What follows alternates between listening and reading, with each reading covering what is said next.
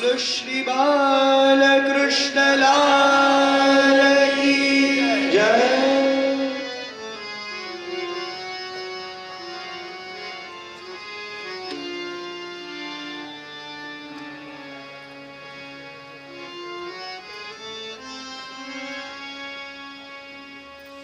श्री कृष्णाय नमः। श्री गोपीजन वल्लभाय नमः। हरिदासवर्य श्री गिरिराज गोवर्धनाय नमः। श्रीमदाचार्य चरणकमलेभ्यो नमः। श्री गुसाई जी परम दयालवे नमः। करेण स्वीयानां हृदयमिव हय्यङ्गबलवम् दधानः सम्प्रीणन् अमृतमधुरैर्बालचरितैः हसन्नल्पैर्दन्तैः करचरणजान्वञ्चनापर शिशुकृष्णोऽस्माकम्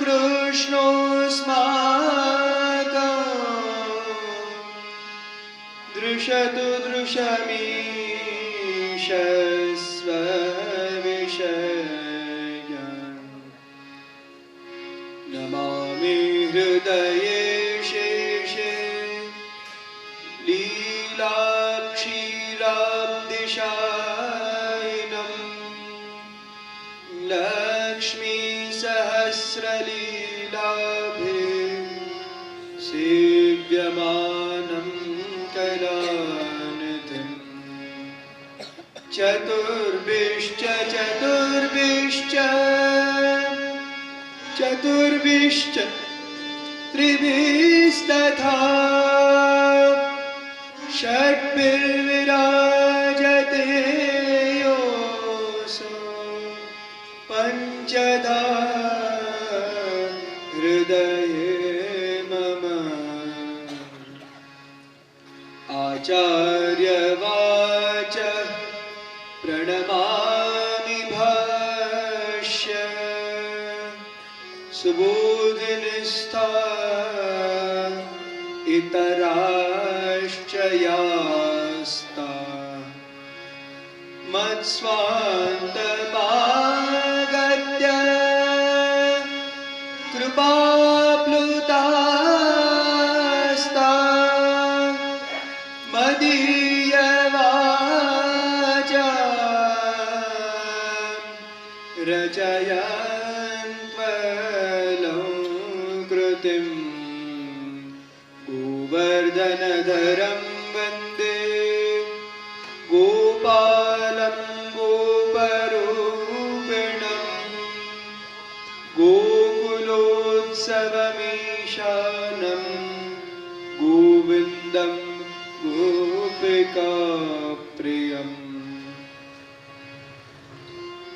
बोलो श्री मदन मोहन लाल प्यारे की, श्री मुरलीधर प्यारे की, श्री बालकृष्ण लाल की, श्री गोवर्धन नाथ की, श्री गिरिराज बाबा की, आचार्य श्री महाप्रभु जी की, श्री गोपीनाथ जी प्यारे की, श्री गुसाई जी परम दयाल की।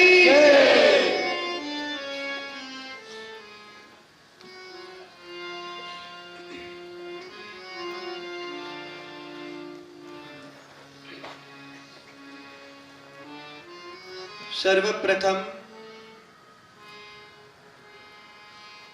विराजमान परम पूज्य प्रातस्मरणीय શ્રી પિતૃચરણોના ચરણારવિંદમાં સાદર દંડવત પ્રણામ. બિરાજમાન પરમ પૂજ્ય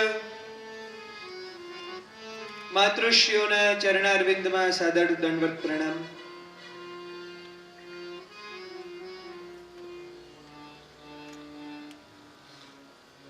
શ્રી ગોવર્ધન લીલામૃતનો તૃતીય દિવસ, જ્યાં શ્રી ગિરિરાજજીના એ દિવ્ય પરિસરમાં શ્રી કૃષ્ણ પ્રભુએ અલગ અલગ જે બધી લીલાઓ કરી તેના અવગાહન પછી વ્રજભક્તોનો પૂર્ણ રૂપે નિરોધ સિદ્ધ કરવા માટે, એમનો અન્યાશ્રય છોડાવવા માટે ભગવાન શ્રી કૃષ્ણએ કરેલી દિવ્ય શ્રી ગોવર્ધન લીલા, જેમાં આપણે ગઈકાલે જોયું કે શ્રી ઠાકોરજીએ કઈ રીતે શ્રી ગિરિરાજ બાવાની કેમ પૂજા કરાય, શ્રી ગિરિરાજ બાવા કેવી રીતે પ્રસન્ન થાય, એવો શ્રી ગિરિરાજજીની પૂજા વિધિનો માર્ગ, પૂજા વિધિ નંદલાલ गिरिराज की नंदलाल बतावे. श्री ठाकुरजीए बधाने गाइड कर्या. श्री गिरिराजजीनी सामे अन्नकूटनो भोग धरावडाव्यो. सुंदर रीते श्री गिरिराजजीनी परिक्रमा वगैरह बधुं कर्युं. साथे साथे भगवान श्री कृष्ण ए गोवर्धन लीलानी अंदर खूब सुंदर मानवतानो पण सिद्धांत बताव्यो.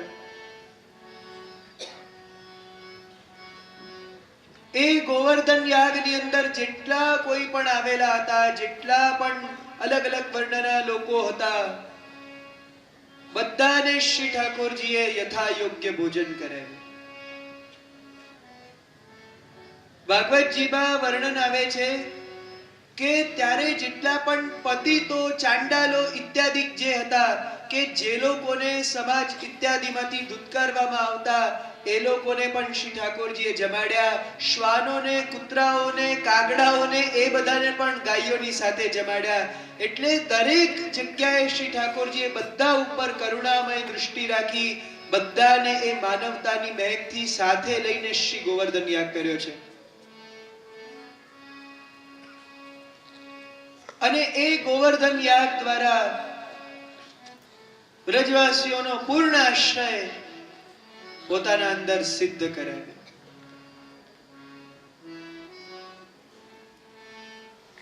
આ જે શ્રી ગોવર્ધન યાગ થયો,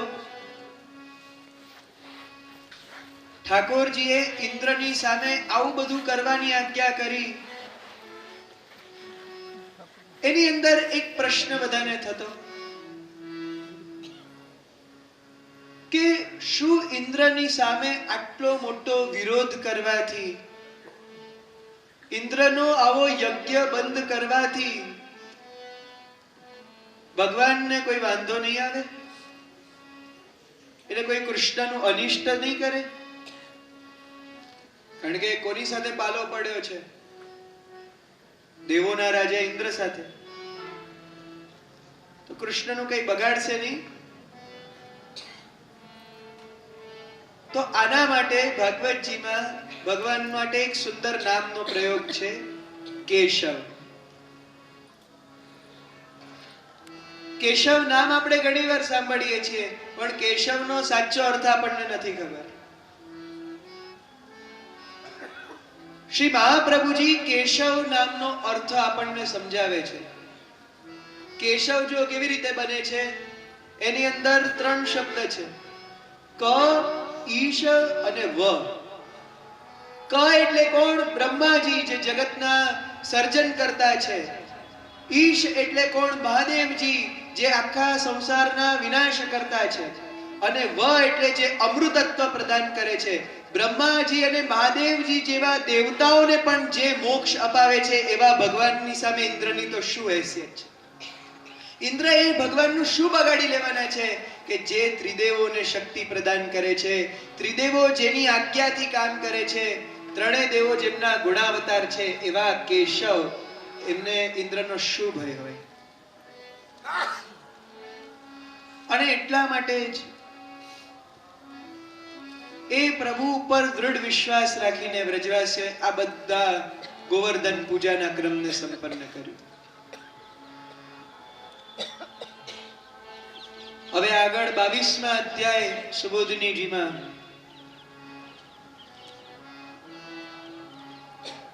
ઇન્દ્રનું આપણને આગળનું વર્ણન પ્રાપ્ત થાય છે. આ બધી ગોવર્ધન લીલા જોઈને હવે ઇન્દ્રનો પ્રતિકાર કેવો હતો? ઇન્દ્રએ શું જોયું એની વાત કરે છે કે આખા નંદરાયજી, ઉપનંદજી વગેરે જેટલા પણ ગોપ હતા, એ બધા ગોપ કૃષ્ણને પોતાના નાથ માનવા લાગ્યા. અને પછી નાથ કે એ તો એવું જ થાય ને. એટલે કૃષ્ણએ જે રીતે કીધું એવી રીતના ઇન્દ્રદેવની આખી પૂજા એ લોકોએ છોડી દીધી. આ જોઈને ઇન્દ્રદેવ સખત ક્રોધાયમાન થયા, બહુ ક્રોધમાં આવવા લાગ્યા. ઇન્દ્રદેવના આ અતિશય ક્રોધની અંદર જે આ વ્રજવાસીઓ ઉપર હતો, ગોપ લોકો ઉપર હતો, અહીંયા એક બહુ સરસ વસ્તુ આવે છે કે નંદરાયજી વગેરે ગોપ ઉપર હતો. ઇન્દ્રદેવને ગોપો ઉપર ગુસ્સો હતો, પણ વધારે ગુસ્સો નંદરાયજી વગેરે ઉપર આવ્યો. એનું કારણ શું? કે ભાઈ ગોપો તો બધા સામાન્ય અજ્ઞાની છે, કે ગોવાળિયાઓ તો બધા ભોળા છે, એ લોકોને વિશેષ કઈ ખબર નથી પડતી. એ તો જેમ એમના મુખ્યા કેમ કરી નાખે. પણ નંદરાયજી તો હોશિયાર છે ને. નંદ બાબા જાણકાર છે, વિદ્વાન છે. આવા નંદ બાબાએ કેમ મારો પ્રતિકાર કર્યો? આવા નંદરાયજીએ મારી સામે થવાની ભૂલ કેવી રીતે કરી? અને એ પણ કેવી રીતના? કૃષ્ણના કહેવા પર. ઇન્દ્રદેવને સખત ક્રોધ આવ્યો અને એ જ ક્ષણે એમણે પોતાના સંવર્તક નામના મેઘોના ગણોને બોલાવ્યા. જ્યાં સંવર્તકનો અર્થ શ્રી મહાપ્રભુજી કહે છે કે આખા જગતની અંદર જ્યારે પ્રલય આવવાનો હોય, એટલે આખા જગતનો જ્યારે નાશ થવાનો હોય, પ્રલય પણ નિત્ય, નૈમિતિક ઇત્યાદિ પ્રકારોથી જુદા છે. એની અંદર જ્યારે જલ દ્વારા પ્રલય થવાનો હોય ને એ વખતે જે મેઘો આકાશમાં આવે છે, જે આખા જગતનો નાશ કરે છે, એ સંવર્તક નામના મેઘ હોય છે. એ સંવર્તક નામનો એક મેઘ પણ આવે ને, એક વાદળ પણ આવે ને, તો એ કાફી છે આખા વ્રજને ધ્વસ્ત કરવા માટે. છતાંય ઇન્દ્રદેવને ત્યારે એટલો બધો ગુસ્સો આવ્યો કે આખા ને આખા ગણોના ગણો બોલાવી લીધા. એવા સેંકડો સંવર્તક મેઘો ત્યાં ઇન્દ્રદેવ પાસે આવ્યા અને ઇન્દ્રદેવે આજ્ઞા કરી કે જાઓ, તમે બધા વ્રજમાં જાઓ અને આખા ને આખા વ્રજનો નાશ કરો ને ડુબાડી દો આખા વ્રજને. એટલી બધી વર્ષા કરો કે આ બધા સીધા થઈ જાય. પછી ઇન્દ્રદેવના વાક્યો આપણને ભાગવતજીમાં પ્રાપ્ત થાય છે. આમ આપણે જોઈએ છે ને કે કોઈ પણ ઝઘડો થાય ને, એ ઝઘડાની શરૂઆત સીધી મારપીટથી નથી થતી.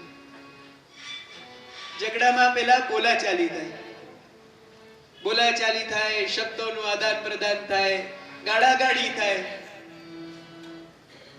પછી ઝઘડામાં કહીએ ને કે એક ફ્યુલ આવે, એક આગ લાગે. પહેલા ઇન્દ્રદેવ વ્રજવાસીઓ ઉપર ગુસ્સે થઈને બોલે છે કે અરે આ વ્રજવાસીઓ જુઓ તો ખરા, આ લોકોનો ધનનો ઐશ્વર્ય શ્રીમદ કેટલું વધી ગયું છે. આ લોકો પોતાની જાતને શું સમજવા લાગ્યા છે કે મારી સામે થશે, મારો પ્રતિકાર કરશે. આ લોકો આ વ્રજવાસીઓ પોતાને શું સમજે છે? આ લોકોને એવું લાગે છે કે અમે બહુ ઐશ્વર્યવાન થઈ ગયા છે, બહુ ધનવાન થઈ ગયા છે, એટલે અમને મન ફાવશે એમ અમે કરીશું. અને પાછા કરે છે તો કોના કહેવા પર? કૃષ્ણ નામના એક મર્ત્યના કહેવા પર કરે છે. મર્ત્ય એટલે મનુષ્ય જે જન્મે છે ને મરે છે. એટલે એક સામાન્ય મનુષ્યનો છોકરો કે જેનું મૃત્યુ નિશ્ચિત છે, એના કહેવા પર અમારા જેવા અમર દેવની સામે થયા આ લોકો. ઇન્દ્રને વધારે ક્રોધ આવે છે. ક્રોધનું મૂળ કારણ તો કૃષ્ણ હોય છે. એટલે હવે કૃષ્ણ તરફ વળે છે. જો આમાં સુખદેવજી એક બહુ સરસ શબ્દનો પ્રયોગ કરે છે, નૃપ એટલે રાજા. ઇન્દ્ર છેવટે છે કોણ? દેવોના રાજા. એટલે રાજાના સ્વભાવમાં ક્યાંક તો આવું આવી જ જવાનું છે. રાજાને પોતાની તાકાત, પોતાના ઐશ્વર્યનું અભિમાન હોય છે. એટલે રાજાની સામે કોઈ બીજું થાય ને, રાજાને છોડીને એના જે સેવકો હોય કે રાજાના જે પ્રજાજનો હોય એ બધા બીજે કસે જાય એટલે રાજાને ગુસ્સો આવે, રાજાને ઈર્ષ્યા થાય. તો અહીંયા તો દેવોના રાજા છે એટલે ઇન્દ્રને વધારે ક્રોધ આવે છે. અને હવે ઇન્દ્ર ભગવાનને સરસ સરસ અલગ અલગ પ્રકારના શબ્દો સંભળાવવાનું શરૂ કરે છે. ઇન્દ્ર ભગવાનને શું કહે છે કે વાચાલમ બાલિશમ સ્તબ્ધ મધ્યમ પંડિતમાનિનમ. ભગવાન માટે વિશેષ એવા શબ્દો વાપરે છે. સૌથી પહેલા શું કહે છે કે આ કૃષ્ણ વાચાલ છે. વાચાલ એટલે કોણ? જેને બહુ બોલવાની ટેવ હોય ને, કોઈ સલાહ ના માંગી હોય તો પણ આપે, વધારે પડતું બોલે કે બડબોલે આપણે જેને કહીએ, એવા વાચાલ છે. પછી શું કહે છે કે બાલિશ છે, એટલે કહીએ ને કે બાલક જેવો છે, બાલક બુદ્ધિ છે. બાલિશ શબ્દ એના માટે વપરાય છે કે જેના અંદર પોતે એટલું કોઈ સામર્થ્ય નથી હોતું, સામર્થ્ય રહિત છે તો પણ વિચાર તો એવા ને કે અશક્ય વસ્તુ પણ હું સંભવ કરી નાખું, હું તો આમ કરી દઉં, હું તો તેમ કરી દઉં, મારાથી તો બધું થાય. એવી જે બાળક બુદ્ધિ, નાના છોકરાઓને ઘણી વાર ના વિચાર આવે કે અમે તો આમ કરીશું, અમે આમ કરશું, એવી રીતના વિચારો એ બાલિશ. પછી કે છે કે સ્તબ્ધ પણ છે. સ્તબ્ધ એટલે કોણ? કે જેનામાં નમ્રતા નથી. આ કૃષ્ણમાં જરાય નમ્રતા નથી. અજ્ઞ છે, કૃષ્ણમાં જ્ઞાન પણ નથી. અને કહે છે કે પંડિત માનીનમ, પોતાની જાતને બહુ વિદ્વાન સમજે છે. ઇન્દ્ર કહે છે કે આ ભાઈ જુઓ તો ખરા, આ કૃષ્ણ તો એવી રીતે બોલે છે કે જાણે પોતે પુરુષોત્તમ હોય. ઇન્દ્રને તો અજ્ઞાનની પટ્ટીઓ લાગી ગઈ હતી. ઇન્દ્ર પ્રભુનું સ્વરૂપ નહોતા સમજતા અને આ બધી વસ્તુ બોલતા હતા. પણ આનો અર્થ આચાર્ય શ્રી મહાપ્રભુજીએ બહુ સુંદર રીતે કર્યો છે. ઇન્દ્ર આટલું બધું જે બોલ્યા ને, એ એક પણ વસ્તુ શ્રી ઠાકોરજીની નિંદા માટે નહોતી. આ બધા શબ્દોથી ઇન્દ્ર તો ઠાકોરજીની સ્તુતિ કરતા. કારણ કે વાણી છે, એ વાણીના અધિષ્ઠાતા કોણ? સરસ્વતી. અને સરસ્વતી કોઈ દિવસ ભગવાન કૃષ્ણનું અપમાન કરી શકે ખરા? એટલે આ બધા શબ્દોનો સાચો અર્થ તો કંઈક અલગ છે. તો આપણે વાંચીએ છીએ તો આપણને ખબર નથી પડતી. બાકી મહાપ્રભુજી કહે છે કે અંદરથી તો ઇન્દ્રદેવ પ્રભુની સ્તુતિ કરે છે. કેવી રીતના? તો પહેલા ઇન્દ્રએ કહ્યું કે વાચાલ, વાચાલ જે બહુ વધારે બોલે છે. શ્રી મહાપ્રભુજી કહે છે કે એવો અર્થ નહીં કરવાનો. વાચાલનો અર્થ એવો કરવાનો કે વાચ અને અલ, એટલે શું? કે જ્યાં વાણી પણ પહોંચી નથી શકતી, વાચા પણ જ્યાં સુધી નથી જઈ શકતી, વાણી જેને સમજાવી નથી શકતી. યતો વાચો નિવર્તન્તે અપ્રાપ્ય મનસા સહ, એટલે કે જેને એ વાણી સમજાવી નથી શકતી. અને વાણીનું જે મૂળ સ્ત્રોત છે એટલે જે ચારે વેદ છે, એ ચારે વેદ જેમના નિશ્વાસમાંથી પ્રગટ થયા એવા વાચાલ એટલે ભગવાન કૃષ્ણ. પછી બીજું શું કહ્યું? કે ભગવાન બાલિશ છે. તો બાલિશનો અર્થ બાળક જેવા નહીં. હા, બાલિશનો અર્થ છે બાલી અને શ, એટલે બાલીને સુખ આપનાર. બાલી એટલે કોણ? તો ભગવાન શ્રી રામચંદ્રજીના યુગની અંદર સુગ્રીવના ભાઈ બાલી, જ્યારે સુગ્રીવને બાલી ખૂબ હેરાન કરી રહ્યા હતા, ત્યારે ભગવાન શ્રી રામચંદ્રજીએ બાણ મારીને એ બાલીને મોક્ષ આપેલો. એટલે બાલીને મોક્ષ આપીને અમરત્વ આપવા વાળા ભગવાન એવા શ્રી કૃષ્ણ. પછી ત્રીજું કીધું સ્તબ્ધ, એટલે જેનામાં નમ્રતા નથી. શ્રી મહાપ્રભુજી કહે છે કે ભગવાનમાં કોઈ દિવસ નમ્રતા હોવી પણ ન જોઈએ. કારણ કે ભગવાનને બધાની સામે ઝૂકવાનું નથી હોતું, એ ભગવાન સામે આખું જગત ઝૂકે છે. શ્રુતિઓમાં વર્ણન પ્રાપ્ત છે કે એ બ્રહ્માંડના મધ્યમાં સ્તબ્ધ વૃક્ષની જેમ એ પરબ્રહ્મ બિરાજમાન છે, કે જેમના પુરુષ રૂપના કારણે આખું આ જગત ચાલી રહ્યું છે, આખું જગત ફળી રહ્યું છે. અગર જો ભગવાન કદાચ નમ્રતામાં આવીને ઝૂકવા લાગે ને તો સત્યાદિ બધા લોકોનો નાશ થાય છે. એટલે એ ભગવાન ઝૂકતા નથી, એ ભગવાનને નમ્રતાની આવશ્યકતા નથી. પછી કહે છે અજ્ઞ. અજ્ઞના અર્થમાં એક અર્થ એવો થાય છે કે જેને કઈ ખબર નથી પડતી. આ કૃષ્ણએ મારો યજ્ઞ બંધ કરાવ્યો, કૃષ્ણને કઈ ખબર નથી પડતી. પણ શ્રી મહાપ્રભુજી કહે છે કે અજ્ઞનો આવો અર્થ નથી કરવાનો. અજ્ઞનો અર્થ એ છે કે જેનાથી વધારે કોઈને ખબર નથી પડતી, જેનાથી આગળ જઈને કોઈ જ્ઞાન બચતું જ નથી, જેનાથી વિશેષ કોઈની જાણવાની તાકાત નથી. એટલે આખા બ્રહ્માંડના સંપૂર્ણ રહસ્ય જે એકમાત્રની અંદર સમાયેલા છે એ અજ્ઞ. અને આજે વિચાર કરીએ તો આ જગતની બધી જ વસ્તુઓ, જગતના બધા જ રહસ્યો તો એને જ ખબર હોય ને કે જેણે આ જગતને બનાવ્યા છે, એ અજ્ઞ. અને છેલ્લું કહ્યું કે પંડિત માનિનમ, કે જે પોતાને પંડિત માને છે. તો આમાં આવો અર્થ નથી. પંડિત માનિનમ એટલે પંડિતોને જેના કારણે માન મળે છે. પંડિત એટલે ખાલી જે પૂજા પાઠ કરાવે એવા અર્થમાં નથી. પંડિતનો અર્થ છે કે જેના અંદર પંડા એટલે બુદ્ધિ છે. બુદ્ધિમાન મનુષ્ય માત્ર જેના કારણે માનને પ્રાપ્ત કરે છે, બુદ્ધિનું મહત્વ જેના કારણે છે, એવા ઈશ્વર છે, એ શ્રી કૃષ્ણ છે. કોઈ સાધારણ નથી, પણ વસ્તુતઃ પરબ્રહ્મ છે. આવું ઇન્દ્રની વાણીથી ખબર પડે છે. અહીંયા ઇન્દ્રએ એવું કીધું કે આ બધું કરીને ગોપ બાલકોએ મારું અપ્રિય કર્યું છે. અહીંયા શ્રી મહાપ્રભુજી કહે છે કે આ અ જે અક્ષર છે ને, એવો અક્ષર છે ને કે જે અર્થમાં બેસાડવો એમ બેસી જાય.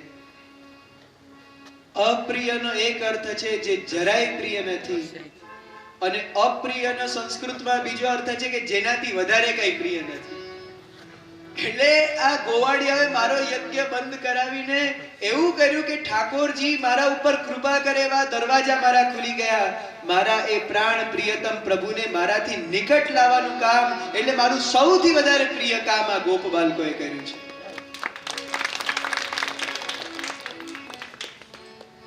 એટલે દરેક શબ્દને જુઓ શ્રી મહાપ્રભુજી કેવા અર્થમાં સમજાવ્યું છે. અને આજે સાચે વિચાર કરીએ તો આવું તો કેવલ ને કેવલ શ્રી વાગપતિ જ કરી શકે. શ્રી મહાપ્રભુજી સિવાય આવા અર્થો પ્રગટ જ કોણ કરી શકે? વાણી જેના અધીન છે. શ્રી ગુસાઈજી કહે છે ને કે નયન્યો વાગદીશા છુતિગણ વચસામ ભાવમાજ્ઞા તુમિષ્ટે શ્રુતિયો વેદો શ્રીમદ ભાગવત શ્રી ભાગવત ગૂઢાર્થ પ્રકાશન પરાયણ. એમના ગૂઢ અર્થ કેવલ ને કેવલ શ્રી વલ્લભ સામે પ્રગટ થાય છે. એટલે શ્રી મહાપ્રભુજીને જ ખબર છે કે આનો સાચો અર્થ શું છે. આપણે વાંચીએ તો વિચાર કરીએ કે આ તો ઇન્દ્ર ભગવાનને ગાળો આપે છે, પણ શ્રી મહાપ્રભુજી સમજાવે ત્યારે ખબર પડે કે આપણે પણ રોજ બોલીએ તો શ્રી ઠાકોરજીની સ્તુતિમાં ચાલે એવા શબ્દ છે. અને છેલ્લી એક વસ્તુ કે છે ઇન્દ્રદેવ કે કૃષ્ણ મર્ત્ય છે. મર્ત્ય એટલે જે મરે છે, મનુષ્ય છે. હવે આમાં ઇન્દ્રદેવ જે આ બધું કરે છે, શ્રી ગુસાઈજી ટિપ્પણીજીમાં બહુ સુંદર વસ્તુ કહે છે કે ઇન્દ્રદેવ તો ભગવાનને જાણે છે, અને ભગવાનને જાણીને જ ભગવાનને મનુષ્ય કહે છે. પણ મનુષ્ય ભગવાન છે એવી વિચારધારા તો ખરેખર ગોપ બાળકોની છે. ગોપ બાળકો કૃષ્ણને કેમ મનુષ્ય માને છે તે એનું શ્રી ગુસાઈજી કારણ કહે છે. એક ઉદાહરણથી સમજાવે છે કે શંખ હોય, આપણે બધા શંખને જોઈએ છીએ. શંખનો રંગ કેવો હોય? શંખ કયા કલરનો હોય? સફેદ હોય. સફેદ કોને દેખાય છે? સફેદ આપણને દેખાય છે. જે માણસને કમળો થયો એને સફેદ દેખાય. એને કેવો લાગે શંખ? એને પીળો લાગે. એમ ગોપ વ્રજવાસીઓ તો બધા મનુષ્ય છે, તો એને કૃષ્ણ પોતાની જેવા મનુષ્ય લાગે છે, બાકી મનુષ્ય છે થોડી. આ તો પરબ્રહ્મ પૂર્ણ પુરુષોત્તમ છે. ગોપ ભેખ જગદીશો. તો આવા શ્રી ઠાકોરજી એમના વિષયમાં આવી રીતના ઇન્દ્ર ક્રોધ કરે છે. આવી રીતના અલગ અલગ વસ્તુ કહે છે કે કૃષ્ણના કહેવા પર આ વ્રજવાસીઓએ બહુ ખોટું કરી નાખ્યું છે. હવે મારે આ બધાને સીધા કરવા પડશે. સૌથી પહેલા તો ઇન્દ્ર કહે છે કે આ બધા જે મેઘના ગણો છે એ લોકોથી એમનું મુખ્ય ધન છે એનો નાશ કરો. કારણ કે ઇન્દ્રને શું લાગે છે કે આ લોકોને ધનનો અહંકાર છે, અને ખરેખર વ્રજવાસીઓનું ધન શું છે તો એ ગોધન છે. આ વ્રજવાસીઓનું ધન એ એમના પશુઓ છે. એટલે એકવાર એમના પશુઓનો નાશ કરી નાખીએ એટલે બધો એ લોકોનો અહંકાર ગાયબ થઈ જશે. એટલે અહીંયા ઇન્દ્રદેવ પોતાના બધા મેઘોને ઇત્યાદિ બધાને વ્રજની અંદર મોકલી આપે છે. એ ભારે ભારે મેઘ વાદળાઓ ઇન્દ્રદેવની આજ્ઞા લઈને જાય છે. ઇન્દ્રદેવ કહે છે કે મેઘો તમે લોકો આગળ જાઓ, હું ઐરાવત હાથી ઉપર બેસીને પાછળ આવું છું.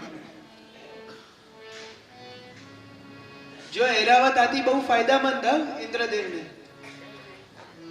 કારણ કે ઐરાવત હાથી છે ને એ સમુદ્ર મંથનમાંથી નીકળેલો છે. એટલે ઐરાવતની પાવર શું હતી કે એ સ્થળ ઉપર એટલે ધરતી ઉપર એ લડી શકે ને પાણીમાં પણ લડી શકે. ડ્યુઅલ હતો, બંનેમાં ચાલે. એટલે અહીંયા ભારે વરસાદમાં પણ લડવું હોય તો વાંધો ના આવે ને. એટલે ઇન્દ્રદેવે ઐરાવતને પણ તૈયાર કરાવડાવ્યો.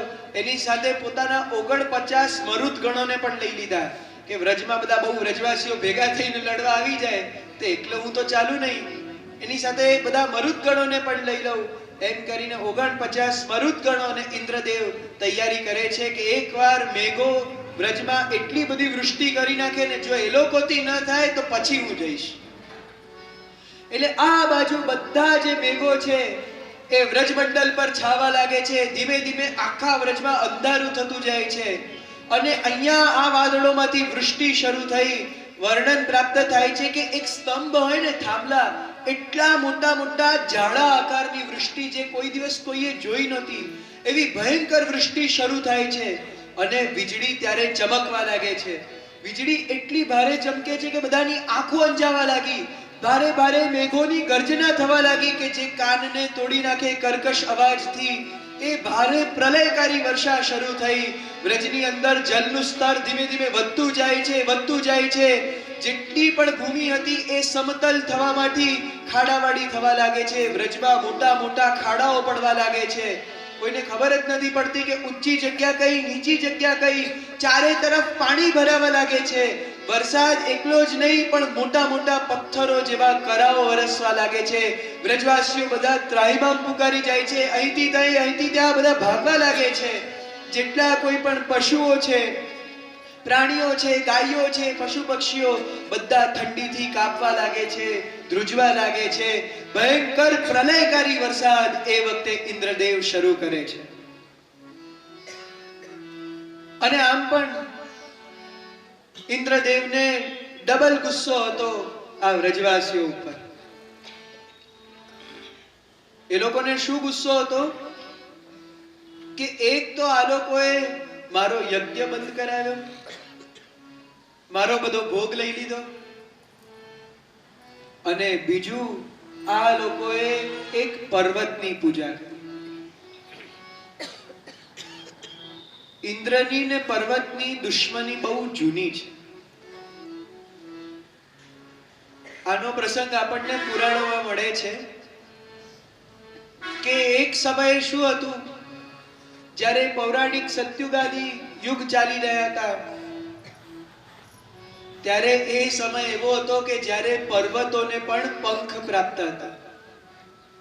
જો આપણા ભારતમાં પર્વતોને ક્યારેય સામાન્ય નથી માનવામાં આવ્યા. આપણી ત્યાં એવી માન્યતા છે કે દરેક પર્વતની અંદર એના અધિદેવ બિરાજે છે. એટલે પહેલા બધા પર્વતો ઉડી શકતા હતા, એમના પંખ હતા. હવે એ સમયમાં ત્યારના જે મનુષ્યો હશે તે બધા ધીમે ધીમે કરીને પ્રકૃતિનો નાશ કરવા લાગ્યા. પ્રકૃતિની અવેરનેસ ઘટવા લાગી. જે બધા પ્રકૃતિના આપેલા સંસાધનો છે ને જેમ તેમ વાપરવા લાગ્યા. અત્યારના સમયે જેવું જ દૃશ્ય ત્યારે પણ થવા લાગ્યું. એટલે બધા ઝાડોને કાપવા લાગ્યા. પછી બરફો, ગ્લેશિયર્સ જે બધા છે એ પીગળવા લાગ્યા. ચારે તરફ જે આકાશ છે પ્રદૂષિત કરવા લાગ્યા. જલ વગેરેને પ્રદૂષિત કરવા લાગ્યા. વન્ય જે પ્રાણીઓ છે એ બધાને મારવા લાગ્યા. એટલે કહીએ ને કે બહુ મોટી સંખ્યાએ વનનું, પ્રકૃતિનો નાશ થવા લાગ્યો. પર્વતોએ જ્યારે જોયું કે આવો પ્રકૃતિનો નાશ થાય છે, એટલે બધા પર્વતોએ મળીને નક્કી કર્યું કે હવે આપણે મનુષ્યોને સીધા કરવા છે.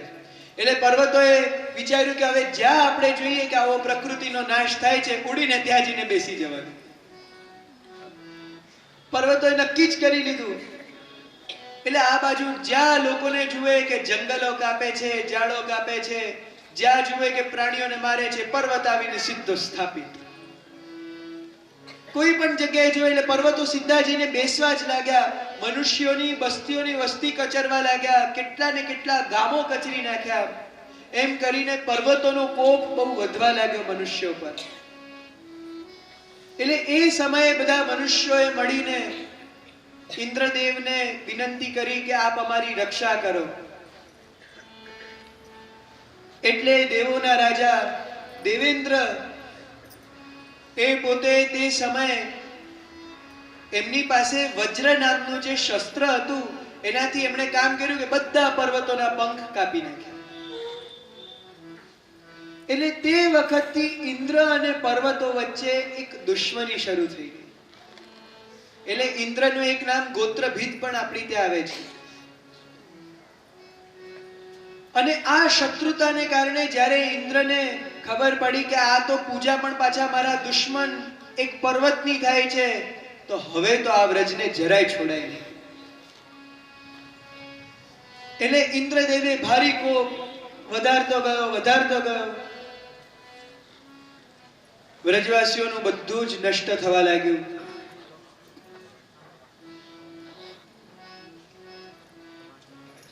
ત્યારે બધા વ્રજવાસીઓ પોતાના નાના નાના બાળકોને પોતાની પાસે લઈ અને બધા પોતાના પરિવારજનોને લઈને દોડતા દોડતા શ્રી ઠાકોરજી પાસે ભાગતા ભાગતા ગયા.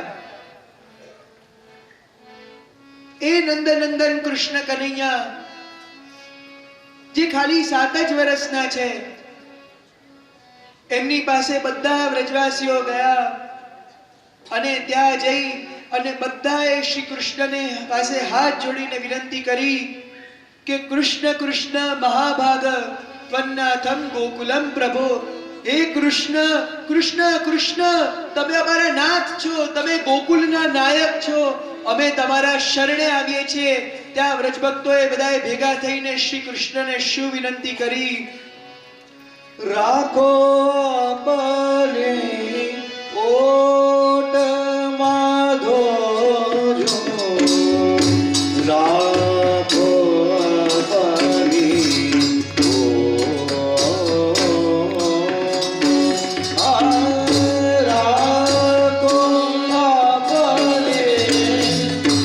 ઓટ માધો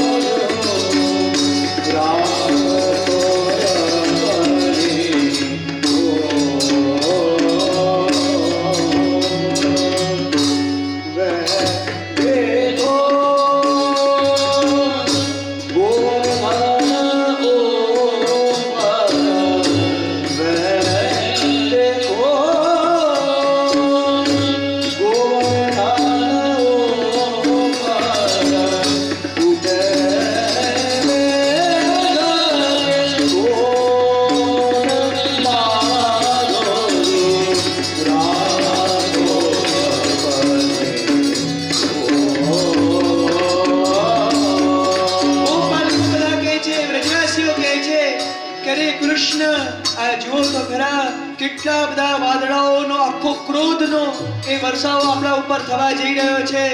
આટલો ભારે વૃષ્ટિ આપણા ઉપર થવા જઈ રહી છે, થઈ રહી છે. એનાથી અમારી રક્ષા કરો, તમારું જે વચન છે એને પ્રતિપાલો. અમે તમારા શરણે છીએ, તમે અમને સ્વીકાર કર્યા છે, હવે તમે જ અમારી રક્ષા કરો. तुम जो शास्त्र की पूजा में तुम जो शास्त्र की पूजा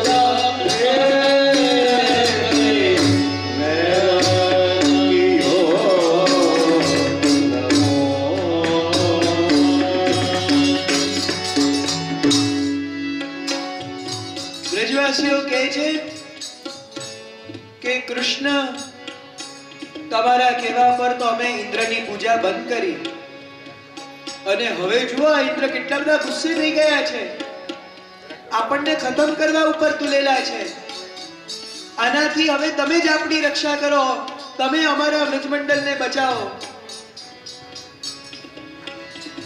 જો અહીંયા એક વસ્તુ એ જ આપણે જોઈ શકીએ છીએ કે વ્રજવાસીઓનો કેટલો બધો દ્રઢ ભરોસો શ્રી કૃષ્ણ માટે.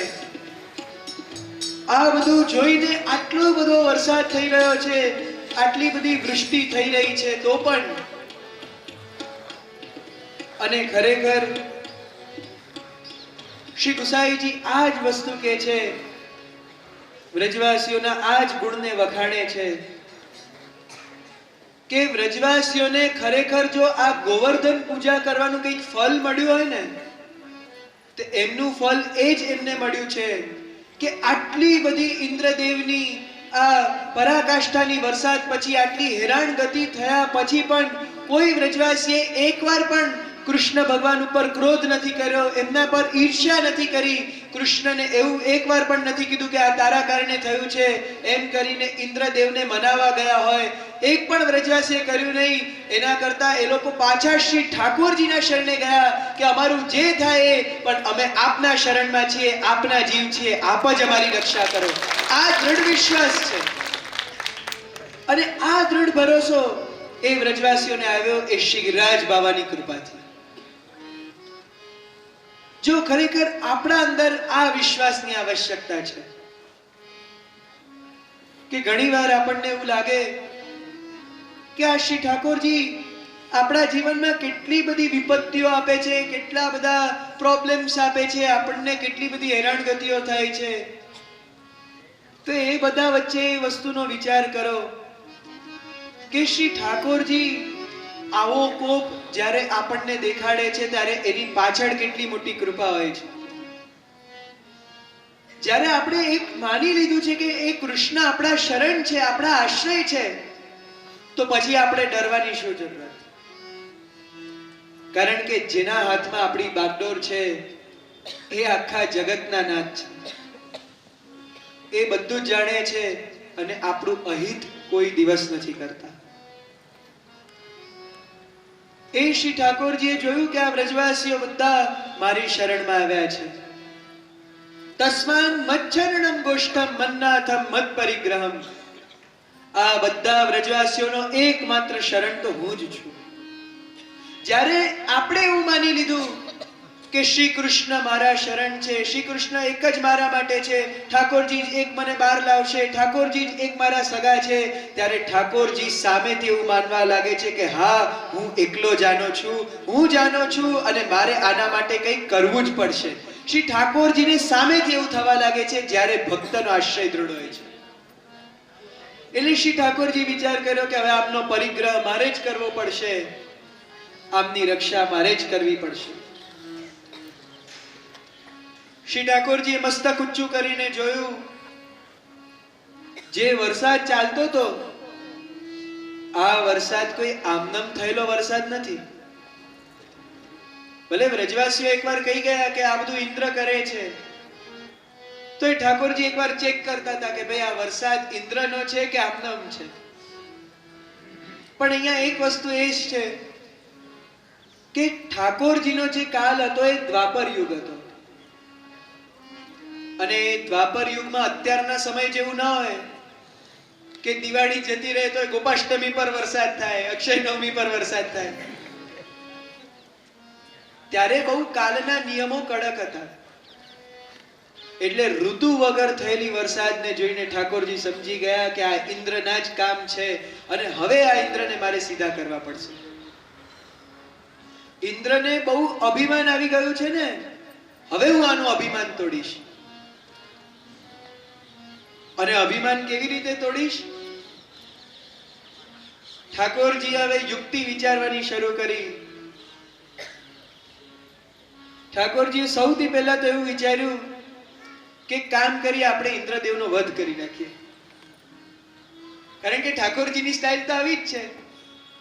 પૂતના આવી, વધ થઈ ગયો, તૃણાવર્ત આવ્યો, વધ થઈ ગયો, બકાસુર આવ્યો, વધ થઈ ગયો.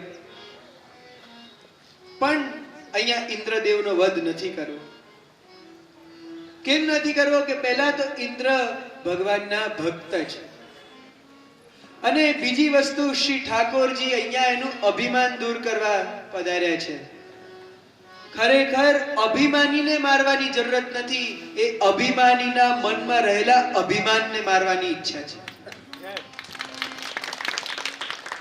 કારણ કે એકવાર જો અભિમાનીને મારી નાખ્યો તો એનું અભિમાન એ આગળ બીજામાં પણ રહેશે, એના પછીનામાં પણ રહેશે, એના પછીનામાં પણ રહેશે. એને જોઈને બધા શીખશે. એકવાર જો એના અભિમાનને હું દૂર કરીશ તો આગળ ચાલતા બધાને એ પ્રેરણા મળશે, એને પ્રસંગ મળશે કે અભિમાન કરવાથી શું ફળ પ્રાપ્ત થાય છે.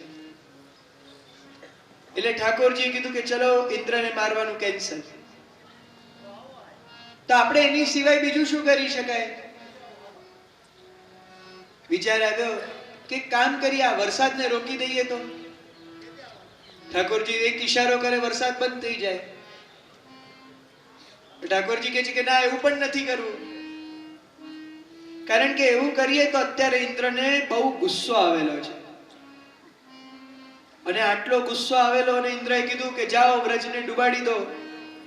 અને એ વાદળો જો વ્રજને ડૂબાડવા કરતા વરસાદ બંધ કરીને પાછા આવી જાય એટલે ઇન્દ્રના ગુસ્સાનો કોઈ પાર રહે ખરો? ઇન્દ્રને એટલો બધો ગુસ્સો આવે કે એ મેઘની અંદર રહેલા એના અધિષ્ઠાતા દેવોને મારી નાખે, એમનો વધ કરી નાખે.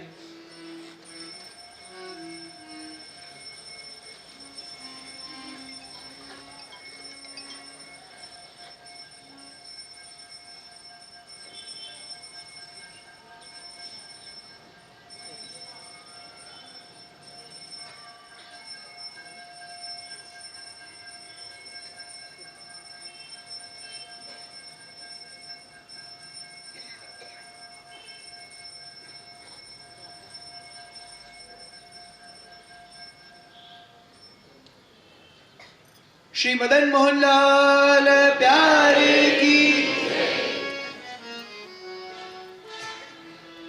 એટલે હવે તો કંઈક એવું કરવું પડશે ને કે જેનાથી આ ઇન્દ્રને પણ કોઈ વાંધો ના આવે, દેવોને પણ વાંધો ના આવે, આપણે યુદ્ધ પણ ન કરીએ જેનાથી મારા વ્રજભક્તોને પણ વાંધો ના આવે. કારણ કે જો કૃષ્ણને ઇન્દ્રનું યુદ્ધ થઈ જાય તો વ્રજવાસીઓ ઉપર પણ આક્રમણ થાય. અને ઠાકોરજી એ પોતાના ભક્ત માટે બહુ સિરિયસ છે. પોતાના ભક્ત ઉપર આવેલું કષ્ટ શ્રી ઠાકોરજીને સહન નથી થતું.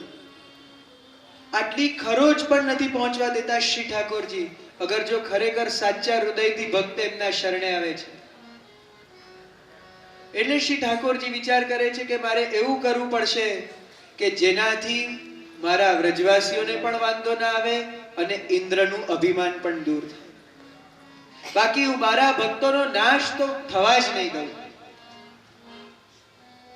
જે કહે છે ને શ્રી ઠાકોરજી ગીતામાં કે નમે ભક્ત પ્રણશ્યતિ, કે મારા ભક્તનો કોઈ દિવસ નાશ નથી થતો, એ વાક્યને ચરિતાર્થ કરવાનો આજે દિવસ આવેલો. શ્રી ઠાકોરજીએ તે સમયે વિચાર કર્યો કે આ ઇન્દ્રના ગુસ્સાનું મૂળ કારણ તો શ્રી ગિરિરાજજી છે. જે ભોગ ઇન્દ્રને આપવાનો હતો એ શ્રી ગિરિરાજજીએ આરોગી લીધો, એટલે જ ઇન્દ્રને ગુસ્સો છે ને. તો હવે આ શ્રી ગિરિરાજજી ઇન્દ્રનું માન ભંગ દૂર કરશે. આ શ્રી ગિરિરાજજી જ હવે વ્રજભક્તોની રક્ષા કરશે. એટલે તે જ વખતે શ્રી ઠાકોરજી ગિરિરાજજી પાસે પધારે છે. પહેલા તો શ્રી ઠાકોરજી પોતાનો એક શિયસ્ત શ્રી ગિરિરાજજી ઉપર મૂકી અને શ્રી ગિરિરાજજીને અચલ કરી દે છે. કારણ કે શ્રી ગિરિરાજજી એ કોણ છે? કોઈ પણ પર્વત હોય એ પથ્થરોનો સમૂહ હોય. એટલે જ્યારે આપણે પથ્થરોના સમૂહને ઉપાડીએ એટલે પથ્થરો બધા સરકવા લાગે કે નહીં? તેમ શ્રી ગિરિરાજજી જે શિલાઓનો સમૂહ છે, જો ડાયરેક્ટ એમને આમનામ ધારણ કરી લીધા તો બધી શિલાઓ ખરવા લાગશે. જો કેટલી લોજિકલ વસ્તુ છે, કેટલી તાર્કિક વસ્તુ આમાં આપેલી છે.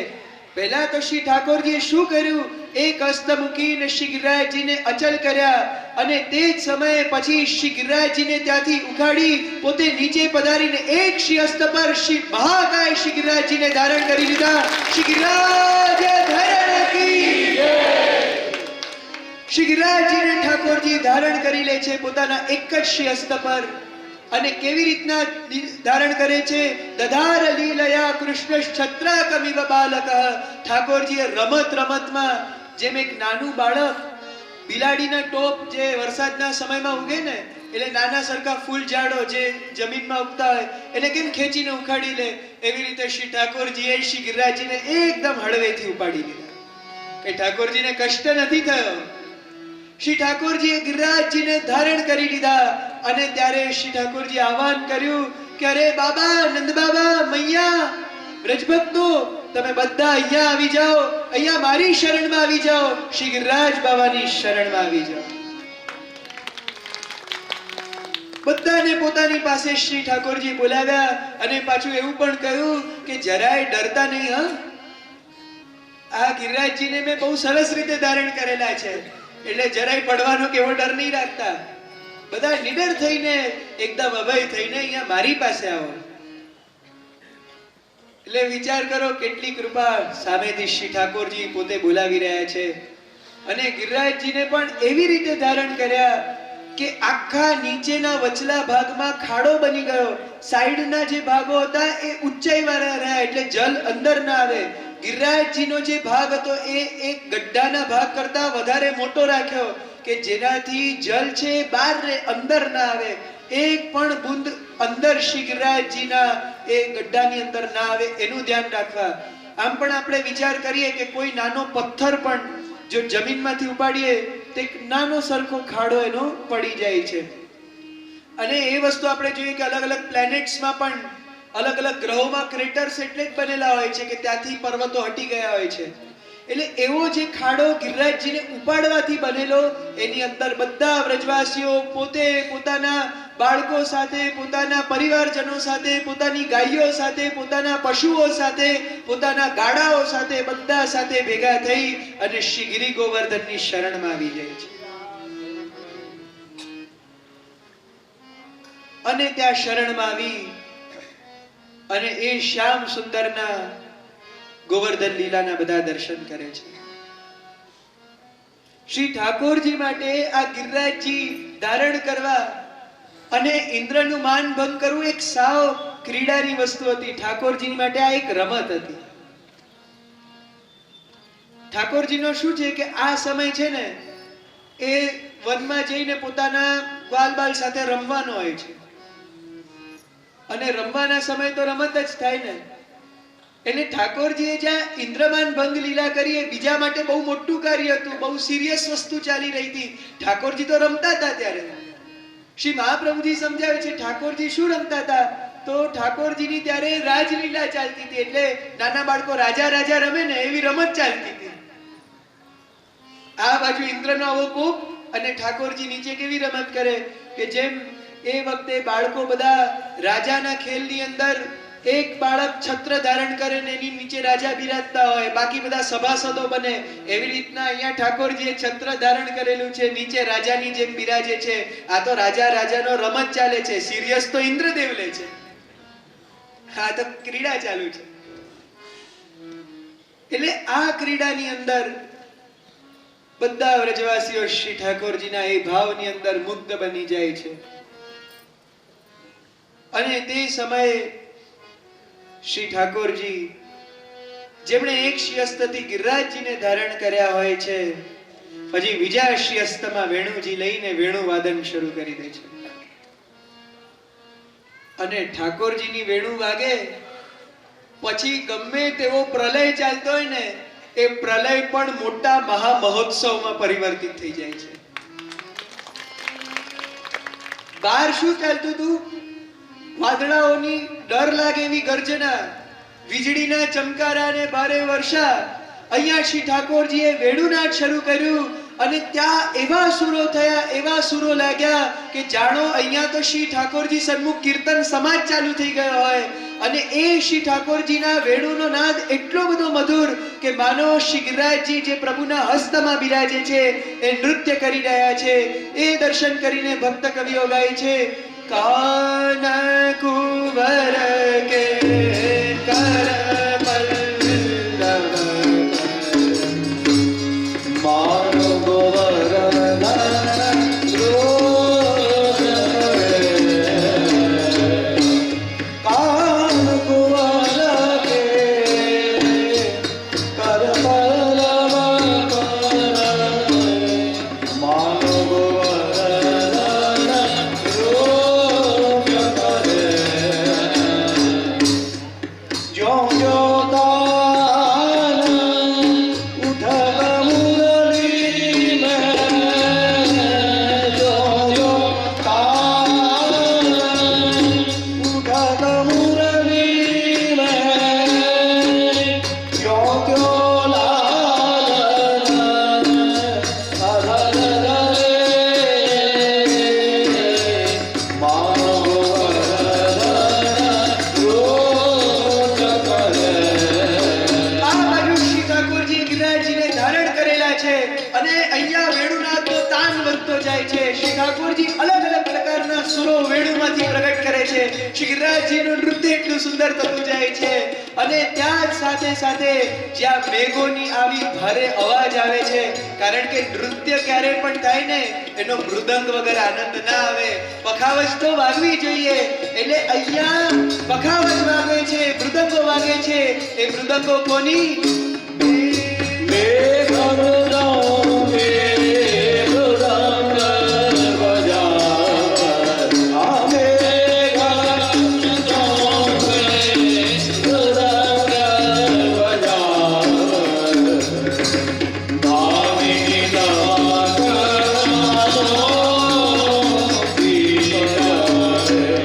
એવું લાગે છે કે ગર્જના કરીને ડરાવતા નથી, હવે કોઈને ડર નથી લાગતો. એવું લાગે છે આ તો સરસ મૃદંગ વાગે છે. અને ત્યાં જે વીજળીઓના કડાકાઓ થાય છે, એ વીજળીના કડાકા જે પહેલા આંખોને અંજાવી દેતા, બધાને ડર લગાવી દેતા, એ ઠાકોરજીના સાનિધ્યમાં આવીને એવા થઈ ગયા કે માનો આકાશમાં કોઈએ દીપ માલિકા પ્રગટ કરી હોય.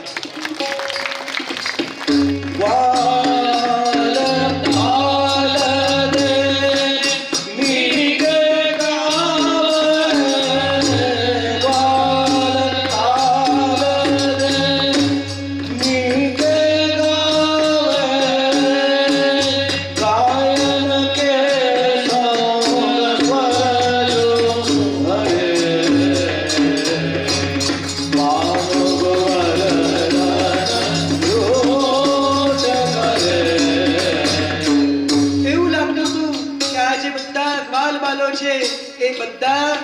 નાચી રહ્યા છે ને સાથે સાથે ગાય જે બધી ગૌવંશ ત્યાં બધો બિરાજી રહ્યો છે એ બધી ગાયો પણ પોતાના અવાજથી એ કીર્તનમાં સ્વર ભરી રહ્યા છે. આવા પ્રલયકારી સમયને પણ શ્રી ઠાકોરજીએ આનંદમય મહોત્સવ બનાવ્યો. જો આ જ ભગવત સાનિધ્ય છે. ઠાકોરજી જ્યારે આપણા નિકટ બિરાજતા હોય, શ્રી ઠાકોરજીનું જ્યારે સાનિધ્ય મળ્યું હોય ત્યારે અઘરામાં અઘરી ઘડી, ખરાબમાં ખરાબ સમય પણ આપણા જીવનનો એક બહુ મોટો ભાગ્યશાળી દિવસ બની જાય છે. શ્રી ઠાકોરજીના સાનિધ્યની અંદર વ્રજ ભક્તોને એવો આનંદ મળ્યો કે જ્યારે ક્યારેય એવો આનંદ અનુભવ જ નથી થયો. ઠાકોરજી આ બાજુ વેણુનાદ કરતા જાય, વેણુનાદ કરતા કરતા અલગ અલગ લીલા પ્રગટ કરતા જાય. જે આજે એ લીલાના સ્વરૂપો પણ આપણી ત્યાં બિરાજમાન છે. પહેલા શ્રી ઠાકોરજી એક હસ્તે વેણુનાદ કરતા હતા, એક હસ્તે શ્રી ગિરિરાજજીને ધારણ કરેલો હતો. ધીમે ધીમે લીલા કરતા કરતા શ્રી ઠાકોરજીએ બે માંથી ચાર હસ્ત પ્રગટ કર્યા. ચાર હસ્ત પ્રગટ કરી બે હસ્તથી શ્રી વેણુજી વગાડે અને એક હસ્તથી ગિરિરાજજી, એક હસ્તથી શંખ ધારણ કરે. પણ ઠાકોરજીને કદાચ ચાર ભુજાએ ઓછી લાગી હશે, પછી 8 ભુજા પ્રગટ કરીને શ્રી ગિરિરાજજીને ધારણ કર્યા. આવી રીતના અલગ અલગ સ્વરૂપો પ્રગટ કરીને શ્રી ઠાકોરજીએ ગિરિરાજજીને ધારણ કર્યા. એ વખતે એ લીલા જ્યારે ચાલી રહી હતી, જે 7 દિવસના સમય સુધી ચાલી, 7 દિવસ સુધી વૃષ્ટિ ચાલી, 7 દિવસ સુધી ઠાકોરજીએ ગિરિરાજજીને ધારણ કર્યા. આ 7 દિવસમાં માનો કેટલાય વર્ષોનો આનંદ બધાને પ્રાપ્ત થયો હશે. આ 7 દિવસની અંદર અલગ અલગ ઘણી બધી વસ્તુઓ થઈ, જેની અંદર શ્રી ઠાકોરજીએ ગોપ બાળકોને પોતાનું એવું સાનિધ્ય પ્રદાન કર્યું. જો આજે એક વસ્તુનો વિચાર આપણને કાયમ આવે કે 7 દિવસ સુધી જ્યારે વ્રજમાં આટલો બધો વરસાદ આવ્યો, આટલો બધો વિનાશ થયો અને કોઈ પણ બહાર જઈ શકે એમ નહોતા, 7 દિવસ 7 રાત સુધી બધા અંદર ને અંદર જ હતા. તો આટલા દિવસમાં કોઈ પણ વ્રજવાસીને, કોઈ પણ પશુ પક્ષી, કોઈને ભૂખ કે તરસ નહીં લાગી હોય? અહીંયા 7 દિવસ સુધી કોઈએ કંઈ ખાધું નહીં, પીધું નહીં. ભૂખ ને તરસ તો બધાને લાગે ને, પ્રાણી માત્રને. તો એ લોકોએ ભૂખ ને તરસ કેવી રીતે સહન કરી? તેમાં આચાર્ય શ્રી મહાપ્રભુજી કહે છે કે એ કૃષ્ણના આત્મયોગ બળથી ગિરિરાજજીને ધારણ કર્યા. શ્રી કૃષ્ણએ યોગ માયાથી અને આત્મયોગથી શ્રી ઠાકોરજીએ એ લોકોનું નિર્વાણ કર્યું. એટલે અહીંયા શું થયું કે ઠાકોરજીએ બધાની સ્થાપના પોતાના અંદર કરી લીધી. જે પ્રેમ પૂર્વક વ્રજ ભક્તોએ શ્રી ઠાકોરજીને અન્નકૂટ ભોગ ધર્યો હતો, એ જ ભોગનો ઠાકોરજીએ પાછો આપ્યો. એટલે ઠાકોરજી અન્નકૂટ ભોગ કર્યો કે 7 દિવસ સુધી વ્રજ ભક્તોની ભૂખ તરસ મટી ગઈ. કોઈને ખાવા પીવા કોઈની અંદર મન જ નહીં રહ્યું, યાદ પણ નહીં આવ્યું. જો આપણી સાથે આવું થાય છે ને કે ઘણીવાર સેવામાં જ્યારે ખૂબ મન લાગી જાય, ઠાકોરજીમાં જ્યારે કીર્તનની અંદર, સત્સંગમાં એકદમ ભાવ વિભોર આપણે બની જઈએ, ત્યાં ભૂખ તરસ શું લાગે છે, શું સમય થયો કંઈ ખબર જ નથી પડતી. આ 7 દિવસોમાં કોઈ લૌકિક વસ્તુ વ્રજ ભક્તોને યાદ નહીં આવી. કેવલ ને કેવલ બસ ટગર ટગર કરીને એક ચિત્તે એ શ્યામ સુંદર શ્રી ગોવર્ધન ધરને ગિરિરાજજી ધારણ કરેલા જોવે અને એમના કીર્તનો કરતા રહે. આવા સુંદર દર્શન બધાને ચાલી રહ્યા હતા. ઠાકોરજીના જે બધા સખાઓ હતા, એ સખાઓ પણ ઠાકોરજીને દર્શન કરી રહ્યા હતા, જોઈ રહ્યા હતા. પણ ઠાકોરજીના દર્શન કરતા કરતા સખાઓના મનમાં એક વસ્તુ આવી કે રે ભાઈ, આ કનૈયાએ ગોવર્ધન ધારણ કર્યું, પણ છે તો અમારો નાનો સરખો મિત્ર ને. આટલો ભારે પર્વત ધારણ કર્યો, તે થાકી નહીં ગયો હોય? એને જો કેટલો થાક લાગતો હશે. એ લોકોને ઠાકોરજીએ પર્વત ધારણ કર્યો એ જોઈને એવું લાગ્યું કે આ પર્વત તો બહુ હળવો લાગે છે. તો આપણને ખાલી લાગતું હતું જોઈને કે બહુ વજનદાર હશે, આ તો બહુ હળવો છે. કનૈયા એક હાથે ધારણ કરી લીધો. એટલે હવે આ બધા સખાઓ શું કરે છે કે ઠાકોરજી પાસે જાય છે અને ઠાકોરજીને કહે છે, એને કામહી દેહું કાન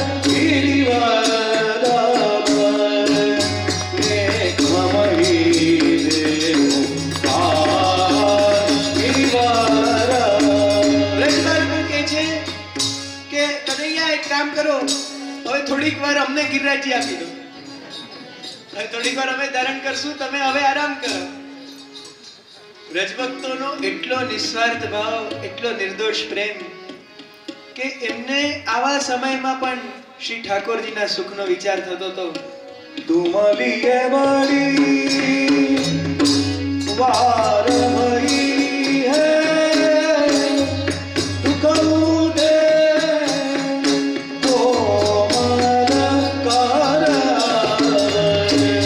મેઘ વહી દેવો કાર ગિરિવર.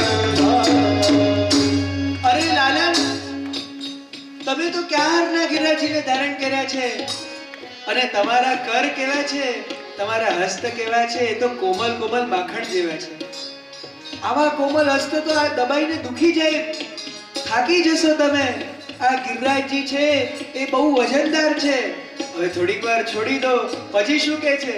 મપી દીધા પારે લવે સવન પ્રગજન ભયો હે હાથ પર પતે હરયવર દેખ વહી દેવો કાર કેવર.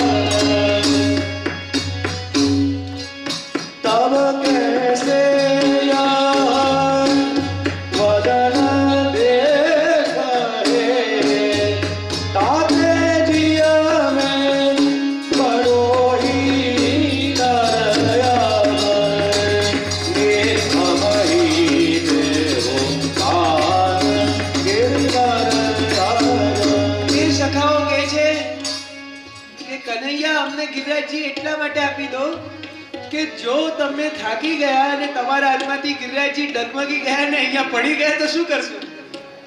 અમે બધા દબાઈ જશું. તો એ દબાવવાનો ડર શેના માટે જ ખબર છે? અમે દબાઈ જશું, અમારી ઈચ્છાઓ અધૂરી રહી જશે, અમે કંઈ નહીં કરી શકીએ એના માટે નહીં.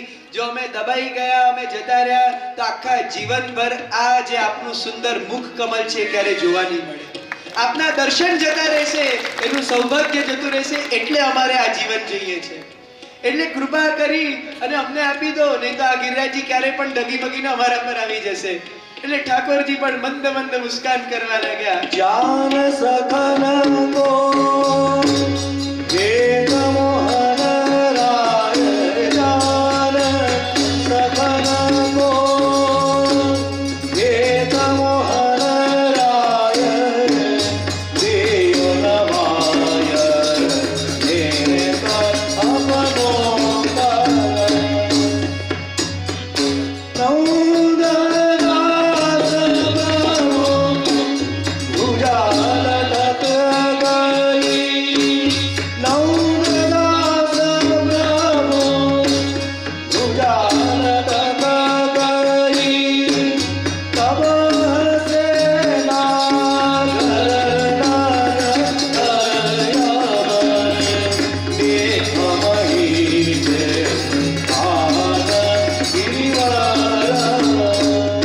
ઠાકોરજીએ વિચાર્યું કે અરે વાહ, મારા સખાઓ કેવા સારા છે, મારા કેટલા સુખનું વિચાર કરે છે. એટલે બધા સખાઓએ હજી તો હાથ પોતાના ગિરિરાજજીને ટેકા માટે આપેલા, લાકડીઓ રાખેલી. ઠાકોરજીએ વિચાર કર્યો એકદમ નથી છોડવો. ઠાકોરજીએ સેજ હસ્ત નીચે કરી એટલે બધાના હાથો દબાવવા લાગ્યા. બધાની લાકડીઓ તૂટવા લાગી, બધા એકદમ ભાગવા લાગ્યા કે અરે કનૈયા, હાથ ઊંચો કરો, હાથ ઊંચો કરો, અમે દબાઈ જશું. એટલે પછી બધાને સમજાઈ ગયું કે આ તો ખાલી ગિરિવરધારી આ ગોવર્ધનનાથનું જ કામ છે. શ્રી ઠાકોરજીએ એવા સુંદર રીતે શ્રી ગિરિરાજજીને ધારણ કરેલા. અને કરતા કરતા ક્યાં દિવસો વીતતા ગયા ખબર જ નહીં પડી. 7 દિવસ સુધી ઇન્દ્રએ બહુ પ્રકોપ કર્યો, બહુ કોશિશ કરી, પણ વ્રજનું ને વ્રજ ભક્તોનો વાળ વાંકો નહીં કરી શક્યા. 7 દિવસ થઈ ગયા અને 7મો દિવસ થયો એટલે હવે ઇન્દ્ર વ્રજમાં આવ્યા. ઐરાવત પર બેસીને એને જોયું ઉપરથી અને એને વિસ્મય થયો કે અરે આ શું, આટલું બધું મેં કર્યું, આટલો વિનાશ કર્યો, આટલા સંવર્તકોને મોકલ્યા, તોય અહીંયા તો કોઈને કંઈ થયું નથી, કારણ કે આ જે કૃષ્ણ છે, જે બાળકને આટલું બધું કહેતો હતો, એણે તો એક જ હસ્તથી આવા મહાકાય ગિરિરાજજીને ઉપાડી દીધા. એટલે હવે ઇન્દ્રને સમજાઈ ગયું કે આ મેં જેની સાથે વેર કરેલો છે કોઈ સામાન્ય નથી, આ તો એ જ પ્રભુ લાગે છે, આ તો એ જ નારાયણ લાગે છે. એટલે હવે ઇન્દ્રને પોતાની ભૂલ સમજાઈ અને ઇન્દ્રએ તરત જ કીધું કે અરે ભાઈ વૃષ્ટિ રોકો, વૃષ્ટિ રોકો, આ કોઈ સામાન્ય વ્યક્તિ નથી, આ તો મેં ભગવાનનો વેર કરેલો છે, જલ્દી રોકો. એમ કરીને ઇન્દ્રએ તરત જ વૃષ્ટિ બંધ કરાવી. આવા જો એક બહુ સરસ વસ્તુ છે કે ઇન્દ્રએ 7 જ દિવસ વરસાદ કેમ કર્યો એનું કારણ બતાવે છે કે 6 દિવસો ભગવાનના 6 ધર્મો જેને ઇન્દ્ર ઓળંગી ચૂક્યો હતો, 7મો દિવસ એટલે ભગવાન પોતે ધર્મી. અગર જો ભગવાનને ઓળંગવાની કોશિશ કરે તો 8મા દિવસે જો વરસાદ કરે તો ઇન્દ્રનો નાશ થઈ જાય. એટલે ઇન્દ્રની તાકાત જ નહોતી કે 7 થી વધારે દિવસો સુધી એ આ વૃષ્ટિ કરી શકે. 7મા દિવસે ઇન્દ્રએ એ વૃષ્ટિ બંધ કરાવી. જે બધા મેઘો હતા એ બધા મેઘો હવે દૂર થઈ ગયા. પાછા સૂર્યના દર્શન બધાને થવા લાગ્યા. આકાશમાં પ્રકાશ છાવા લાગ્યો. સુંદર કિરણોથી બધું ઝગમગાવા લાગ્યું. પુષ્પલતાઓ ખીલવા લાગી, વનસ્પતિઓ ખીલવા લાગી. જલ એકદમથી દૂર થઈ ગયું. પાછા પશુ પક્ષીઓના નાદ સંભળાવા લાગ્યા. આ બાજુ જેટલા મોટા મોટા દેવતાઓ હતા, અપ્સરાઓ હતા, ગંધર્વો હતા, કિન્નરો હતા ઇત્યાદિ બધાએ ઉપરથી શ્રી ગોવર્ધનનાથજી પર પુષ્પની વૃષ્ટિ શરૂ કરી. તુંબુરુ વગેરે જે ગંધર્વો હતા એ બધાએ પ્રભુના કીર્તિનું ગાન કરવાનું શરૂ કર્યું. ભક્ત કવિઓ ગાવા લાગ્યા, જય લાલ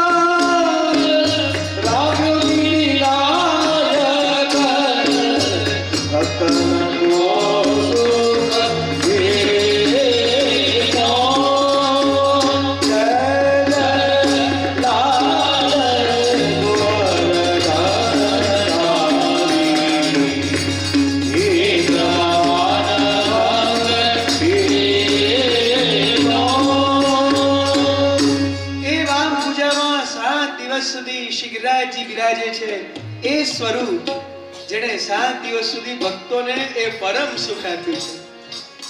ત્યારે એ કહીએ ને કે વ્રજવાસીઓ માટે એવો આનંદનો ક્ષણ હતો કે જે આનંદનો ક્ષણ કદાચ એના માટે એ વ્રજ ભક્તો તો ઇન્દ્રને હજારો વાર ધન્યવાદ આપતા હશે.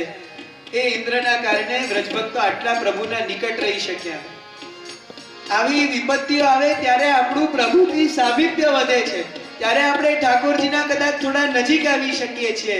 એટલે આવી વિપત્તિઓ આપણા જીવનમાં આવવી જોઈએ. ત્યારે આપણા પ્રભુ કેવા છે, પ્રભુનો સ્વભાવ કેવો છે, પ્રભુ વિશે બે ક્ષણ આપણને વિચારવાનો એ ભાવ થાય છે.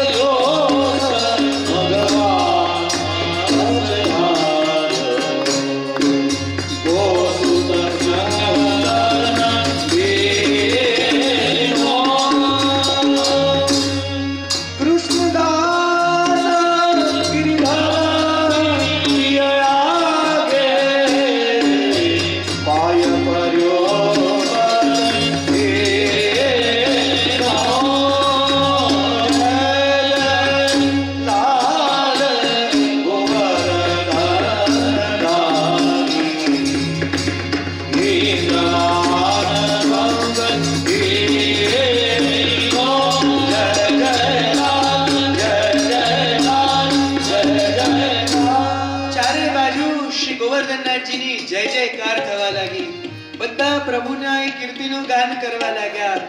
અને એ સમયે બધા વ્રજભક્તોએ શ્રી ગોવર્ધનનાથજીને શ્રી ઠાકોરજીને આશીર્વાદ આપ્યા. બધા એ વ્રજવાસીઓ પ્રેમથી કે આ અમારું બાળક જેને અમારી રક્ષા કરી, જે અમારા માટે હંમેશા ઊભો છે, એવો કનૈયા, એવો ગોવર્ધનધારી, એને વ્રજભક્તો આશીષ આપતા કહેવા લાગ્યા, ચિરજીઓ લાલ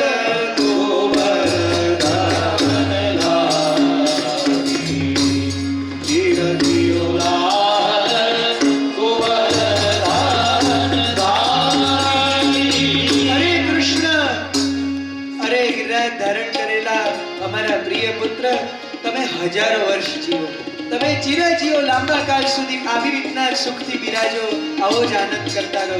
બ્રજભક્તોને પોતાની ક્યારેય ચિંતા નથી રહી.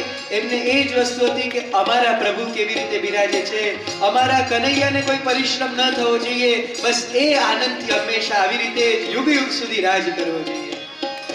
આ વ્રજભક્તોના એ ભાવ પછી જ્યારે બધા વ્રજવાસીઓ પોતાના ગાડાઓ તૈયાર કરવા લાગ્યા, ભગવાન કૃષ્ણએ કહ્યું કે હવે બધા અહીંયાથી બહાર નીકળો, બધા પોતપોતાના પરિવારજનોને, પશુઓને બધાને લઈને ગિરિરાજજીની બહાર જાઓ.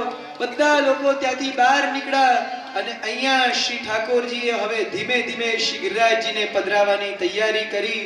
શ્રી ઠાકોરજીએ જે ગિરિરાજજી બિરાજતા હતા એ જ યથાસ્થાને પધરાવવા માટે થોડા બહાર પધારી અને એ મહાકાય ગિરિરાજજીને ફરીથી એ વ્રજમંડળની અંદર સ્થાપિત કર્યા, પુનઃ પધરાવ્યા. બોલો શ્રી ગિરિરાજ.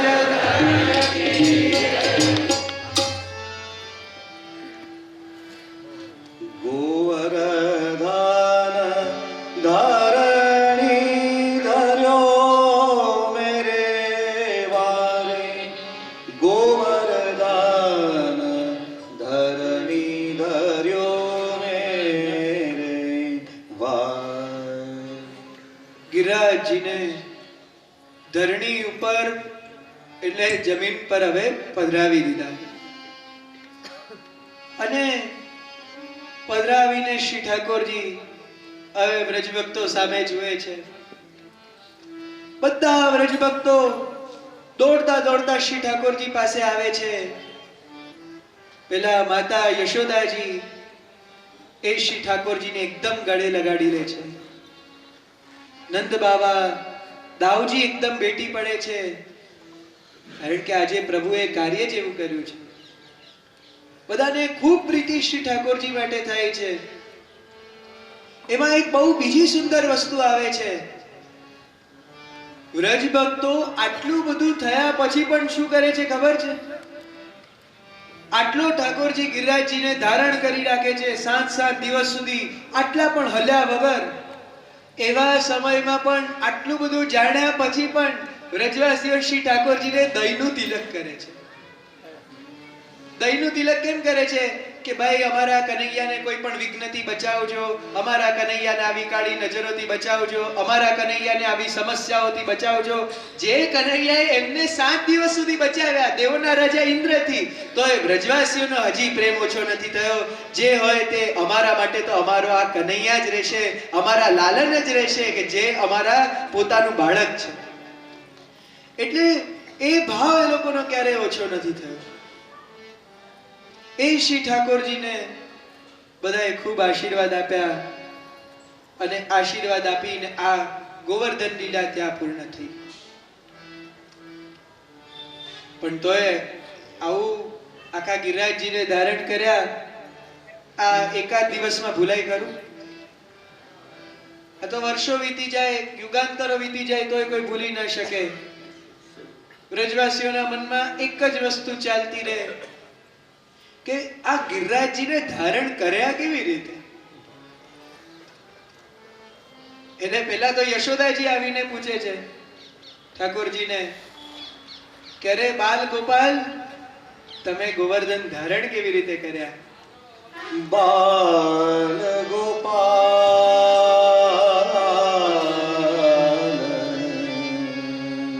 કહો बात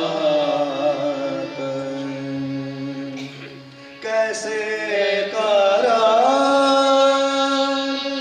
गोवर्धन लीलो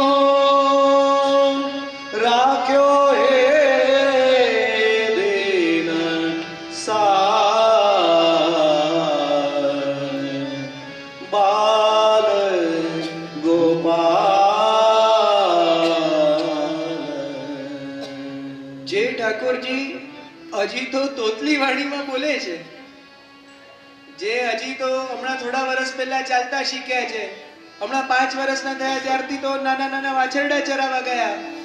આટલા નાના તમે બાલ ગોપાલ છો, તમે ગિરિરાજજી કેવી રીતે ધારણ કર્યા?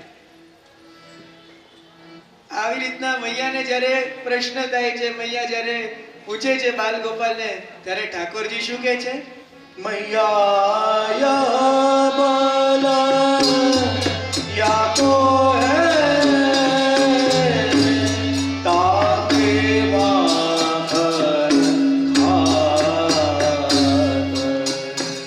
આ મૈયા, તમે જાણો છો આ બલ શેનું છે?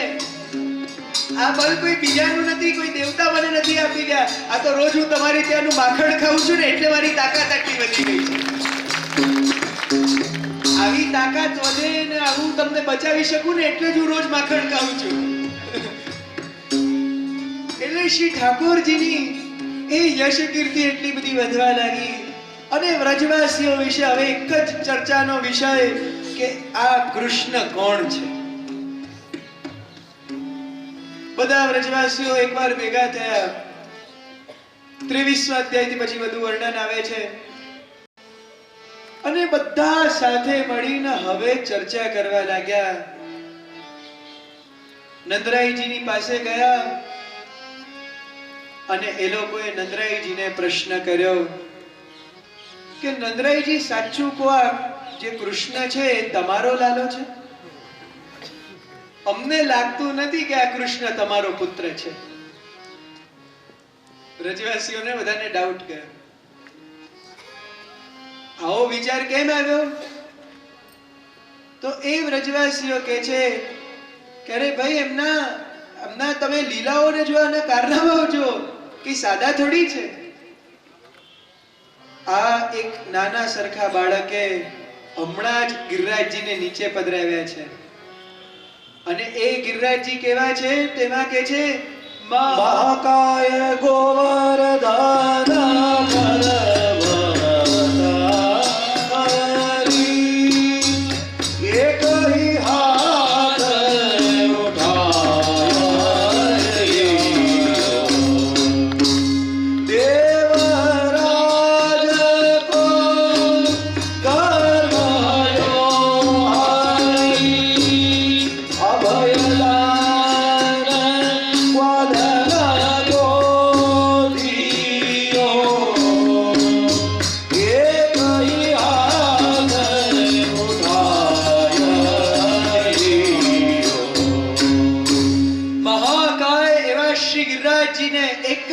ઉપાડી લીધા.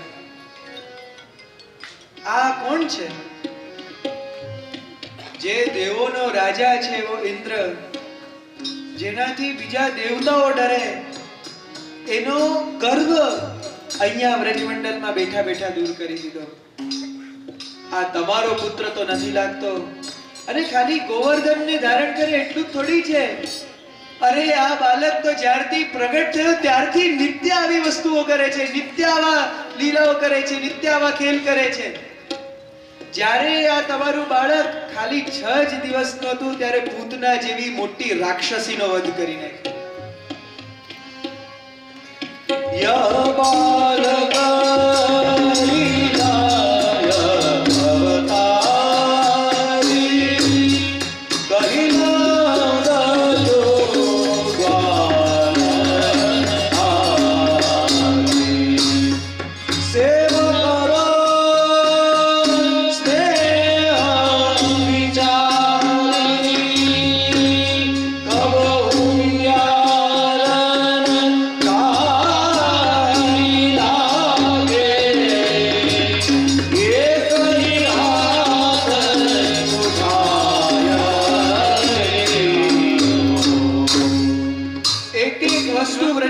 યાદ અપાવે છે.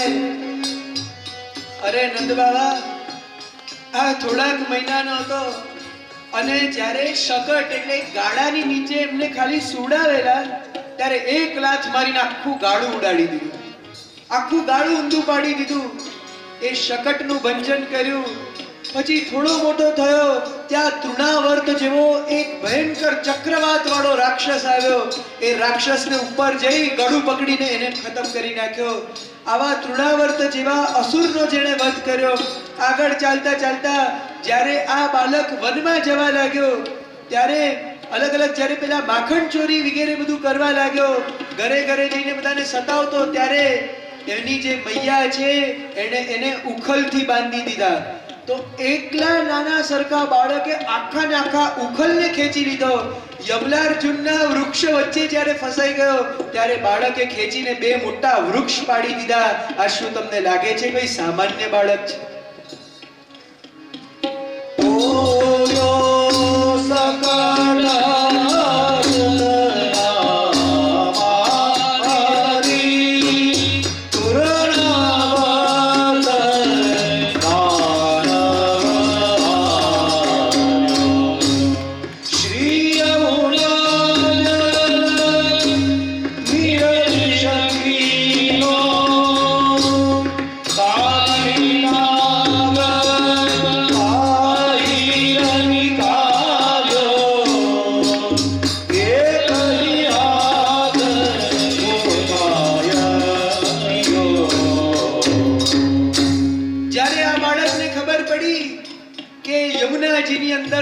વિષ વધારનારો એક કાલીય નાગ છે, ત્યારે તરત જ એની અંદર પધારી અને આ કાલીય નાગ જેવા ભયંકર નાગને બહાર ફેંકી દીધો. આ કઈ થોડી સામાન્ય બાલક છે. વનની અંદર વિચરણ કરતા કરતા બકાસુર જેવા એવા દુષ્ટ અસુરોને મારી નાખ્યા. પ્રલંબાસુર જેવાને, ધેનુકાસુર જેવાને દાઉજી સાથે મળીને ક્યાં ને ક્યાં ફેંકી દીધા. આખી ને આખી દાવાનળની અગ્નિ, જે આખું વન બળતું હતું અગ્નિથી, એ આખી ને આખી અગ્નિ પોતાની અંદર પાન કરી ગયા. આ કઈ સામાન્ય બાળક થોડી છે. અરે નંદરાયજી, આ કોણ છે એનો પરિચય આપો અમને. અમારે જાણવું છે કે આ તમારો પુત્ર છે કે નહીં. તે સમયે પછી નંદરાયજી એ લોકોને યાદ અપાવે છે.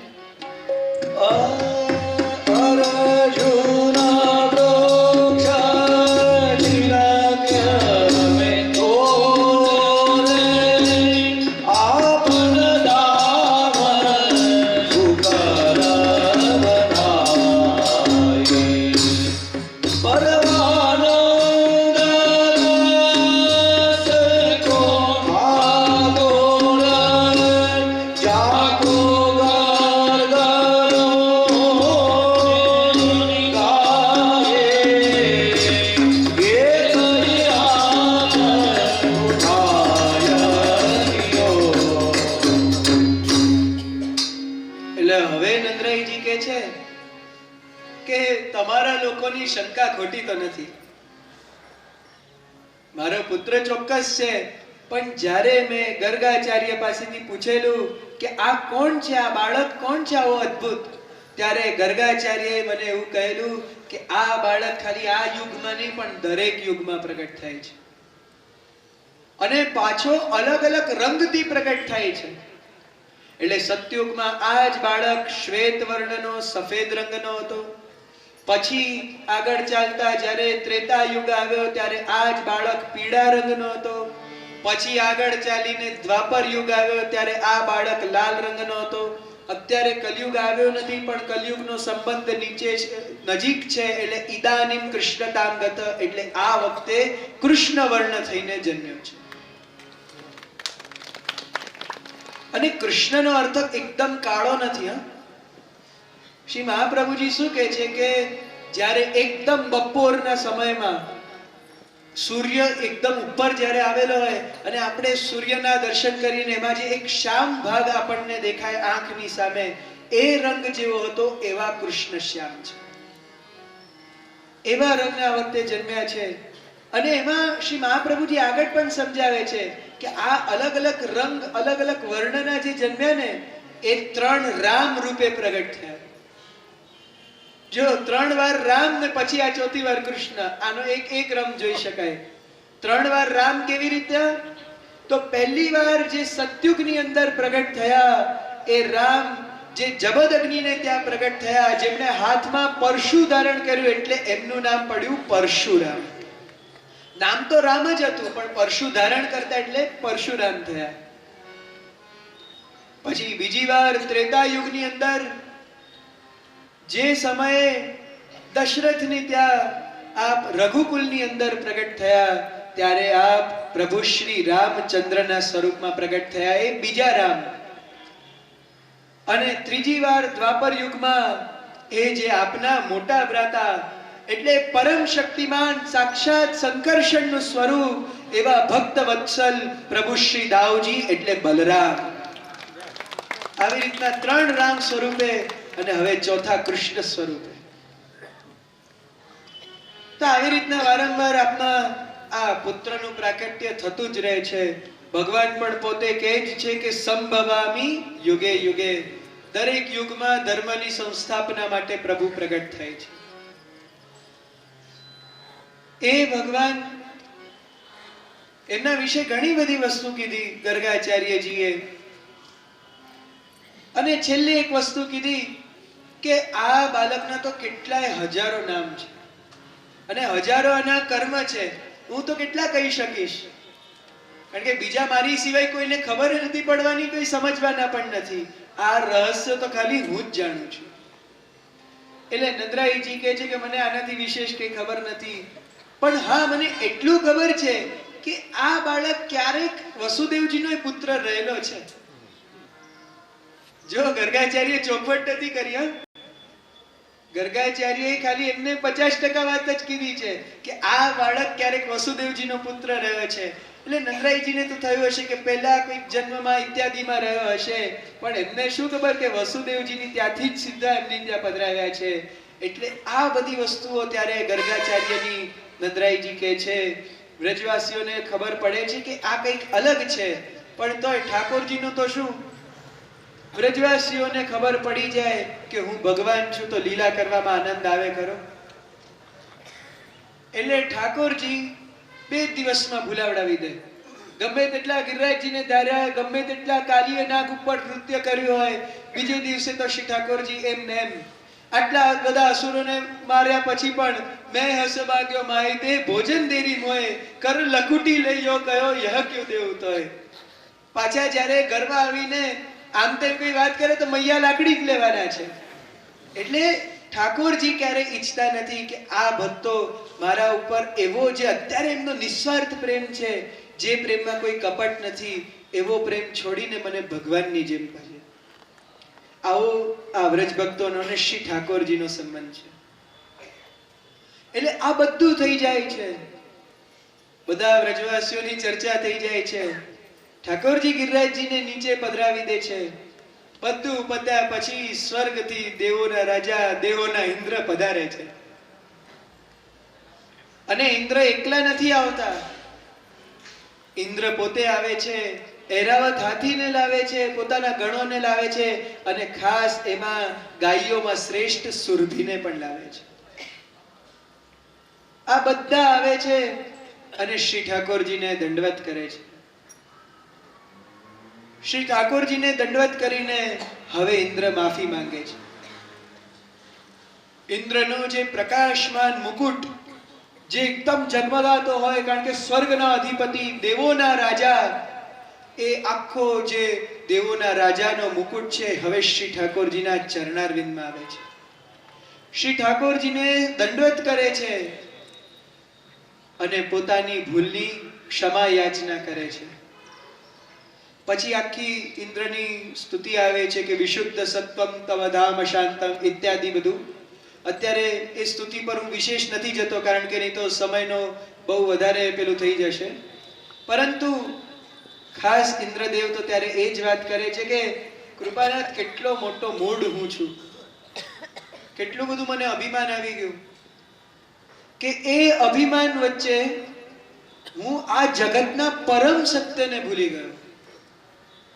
જો આ ઇન્દ્રની સ્તુતિથી કે ઇન્દ્રના પ્રસંગથી આપણને મોટામાં મોટી વસ્તુ અહીંયા એ સમજવા મળે છે કે અભિમાનથી મોટામાં મોટું નુકસાન જો કંઈ થતું હોય, કારણ કે અભિમાન કરવાથી ઘણા બધા નુકસાનો થાય છે, પણ મોટામાં મોટું નુકસાન થાય છે એ આપણે આપણા ઠાકોરજીનું સ્વરૂપ ભૂલી જઈએ છીએ.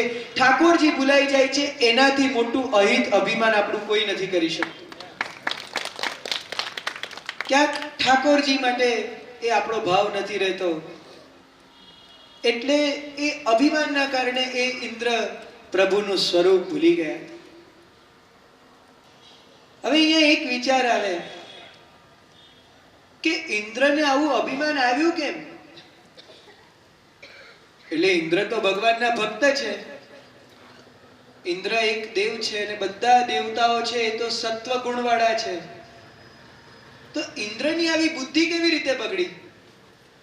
તો એનું કારણ અહીંયા બહુ સુંદર રીતે આચાર્ય ચરણો કહે છે કે ઇન્દ્રની બુદ્ધિ બગડવાનું મુખ્ય કારણ એ જ છે કે આટલા બધા વર્ષોથી વ્રજવાસીઓ જે ઇન્દ્રને આ બધો ભોગ ધરતા હતા, જે લેવાનો ઇન્દ્રનો અધિકાર નહોતો, પોતાનો અધિકાર નહોતો, પોતાનું હકનું નહોતું, એવી વસ્તુનું ભક્ષણ કર્યું, એવી વસ્તુ ખાધી, એટલે ઇન્દ્રની બુદ્ધિ બગડી. ખરેખર બુદ્ધિ ત્યારે બગડે જ્યારે જે વસ્તુ આપણે ન લેવી જોઈએ એ લઈએ. કારણ કે એ બધા યજ્ઞ ઉપર આદિદૈવિક સ્વરૂપે જે બધા દેવતાઓના મૂળ છે, એટલે ભગવાન એકનો જ અધિકાર છે. આ વ્રજવાસીઓ યજ્ઞ કરતા રહ્યા, ભોગ ધરતા રહ્યા અને ઇન્દ્ર લેતા રહ્યા. એટલે એટલું બધું નિષિદ્ધ અન્ન એમના અંદર ગયું કે એમની બુદ્ધિ બગડી ગઈ. આજે પણ આપણે જોઈએ છીએ કે ઘણા એવા પ્રસંગો મળે છે કે જેમાં જે વસ્તુ ઠાકોરજીની હોય છે, જે ઠાકોરજીના કદાચ આરોગવાની હોય છે, એ વસ્તુ કોઈનામાં રહી જાય છે. જેમ વાર્તા પ્રસંગોમાં પણ પ્રસંગ આવે છે કે એ થોડું પણ સામગ્રીની વસ્તુ જ્યારે નખમાં રહી ગઈ હતી, જ્યારે પાત્ર બાજી રહ્યા હતા, ત્યારે કેવી એ સેવકની બુદ્ધિ બગડી ગઈ. એટલે થોડી પણ એવી વસ્તુ જે આપણે ન લેવી જોઈએ ને આપણામાં આવી જાય ને, ત્યારે પહેલું કામ થાય છે આપણી બુદ્ધિ બગડી જાય છે. પછી બુદ્ધિ બગડે ને એટલે સામે કોણ ઠાકોરજી, કોણ આચાર્ય ચરણ, કોણ શ્રી મહાપ્રભુજી, કઈ યાદ ન રહે. પછી એ બુદ્ધિ બગડે એટલે આપણને અહંકાર જ આપણો પહેલો દેખાય. એટલે આ વસ્તુ બહુ સાવધાની રાખવા જેવી છે. આ વસ્તુ આપણને ઇન્દ્રથી સમજાય છે. એટલે આ નિષિદ્ધ અન્ન લેવાથી ઇન્દ્રની બુદ્ધિ બગડી. ઇન્દ્રએ પ્રભુની ક્ષમા યાચના કરી, બધી રીતના પ્રભુના ગુણાનુગાન કર્યા. આપ તો ધર્મની સ્થાપના કરો છો, અજ્ઞાનનો નાશ કરો છો, ભક્તો ઉપર કૃપા કરો છો. એ કૃપા નિદાન હવે આપ મને પણ ક્ષમા કરો, કારણ કે આપ આખા જગતના પિતા છો. જો આમાં એક વસ્તુ બીજી સરસ છે કે આટલું બધું થયા પછી પણ ઇન્દ્રને એક વસ્તુ તો હજી નથી સમજાતી. હજી પણ ઇન્દ્ર તો એવું સમજે છે કે કૃષ્ણ તો નારાયણના એક અવતાર માત્ર છે, પણ પૂર્ણ પુરુષોત્તમ છે એ ઇન્દ્રને હજી પણ ખ્યાલ નથી આવ્યો. એટલે ઘણી વસ્તુ એવી હોય ને કે ઠાકોરજી કૃપા તો કરી દે, પણ સંપૂર્ણ સ્વરૂપ જ્યારે જાણવું હોય ત્યારે એ કૃપા શ્રી મહાપ્રભુજી થકી જ થઈ શકે છે. શ્રી મહાપ્રભુજી જ્યારે આ પૂર્ણ પુરુષોત્તમત્વનું સ્વરૂપ સમજાવે છે ત્યારે ખ્યાલ આવે છે. જ્યારે ક્યારેક ઠાકોરજી કોઈને પોતાનો બહુ નિજ માની લે ત્યારે એવી કૃપા થાય છે. બાકી ઇન્દ્ર જેવા દેવતાઓને પણ આ પુરુષોત્તમ રૂપ નથી ખ્યાલ આવતો. એટલે હવે ઇન્દ્રદેવનું થયા પછી ઇન્દ્રદેવે માફી માંગીને હવે સુરભી ગાય આગળ આવી. સુરભી ગાય આવી જે બધા ગાયોનું પ્રતિનિધિત્વ કરે છે. ઠાકોરજીએ આ ગિરિરાજજીને જે ધારણ કર્યા ને એ એકલા વ્રજવાસીઓ માટે નથી કર્યા. ઠાકોરજીએ એકલા ઇન્દ્રમાન ભંગ માટે નથી કર્યા. આપણી ત્યાં પદોમાં આવે છે કે ગાયન કે હેત કરી ગિરિલે ઉઠાય. ઠાકોરજીને ગાયો માટે એટલો પ્રેમ છે કે ગાયો માટે થઈને ગિરિરાજજીને ધારણ કર્યા છે. તો જ્યારે ગાયો માટે આવો પ્રેમ, ત્યારે ગાયોમાં શ્રેષ્ઠ સુરભીએ તો આવું જ પડે. એટલે એ સુરભી ત્યાં આવી અને ત્યારે એ સુરભીએ પોતાનું જે દુગ્ધ છે એ ત્યારે આપ્યું અને એ દૂધ ઐરાવતની સુંડમાં ભરવામાં આવ્યું અને એનાથી તે સમયે શ્રી ઠાકોરજીનો ઇન્દ્રાભિષેક કરવામાં આવ્યો. અને એ ઇન્દ્રાભિષેકમાં જે આકાશ ગંગાનું જલ હતું એ જલ લેવામાં આવ્યું અને એ જલથી ફરીથી પ્રભુને સ્નાન કરાવ્યા, પાછી ક્ષમા યાચના કરી અને તે સમયે શ્રી કૃષ્ણનું નામ પડ્યું ગોવિંદ. ગોવિંદ એટલે શું? ગાયોના જે ઇન્દ્ર છે, ગાયોના જે રાજા છે એ ગોવિંદ. આ નામ પ્રભુનું ત્યારે થયું. પછી ઘણા બધા અન્ય નામો પણ શ્રી ઠાકોરજીના ત્યારે પડ્યા. આ બધા નામો સહિત શ્રી ઠાકોરજીનું સ્મરણ તે સમયે બધાએ કર્યું. તો આવી રીતના આ ગોવર્ધન લીલા, કારણ કે આ ગોવર્ધન લીલા પૂર્ણ થતી જ નથી. આ ગોવર્ધન લીલા તો સારસ્વત કલ્પથી જે ચાલુ છે હજી સુધી ચાલતી આવે છે. નિત્ય શ્રી ગોવર્ધનમાં આ બધી લીલાઓ થતી જ રહે છે.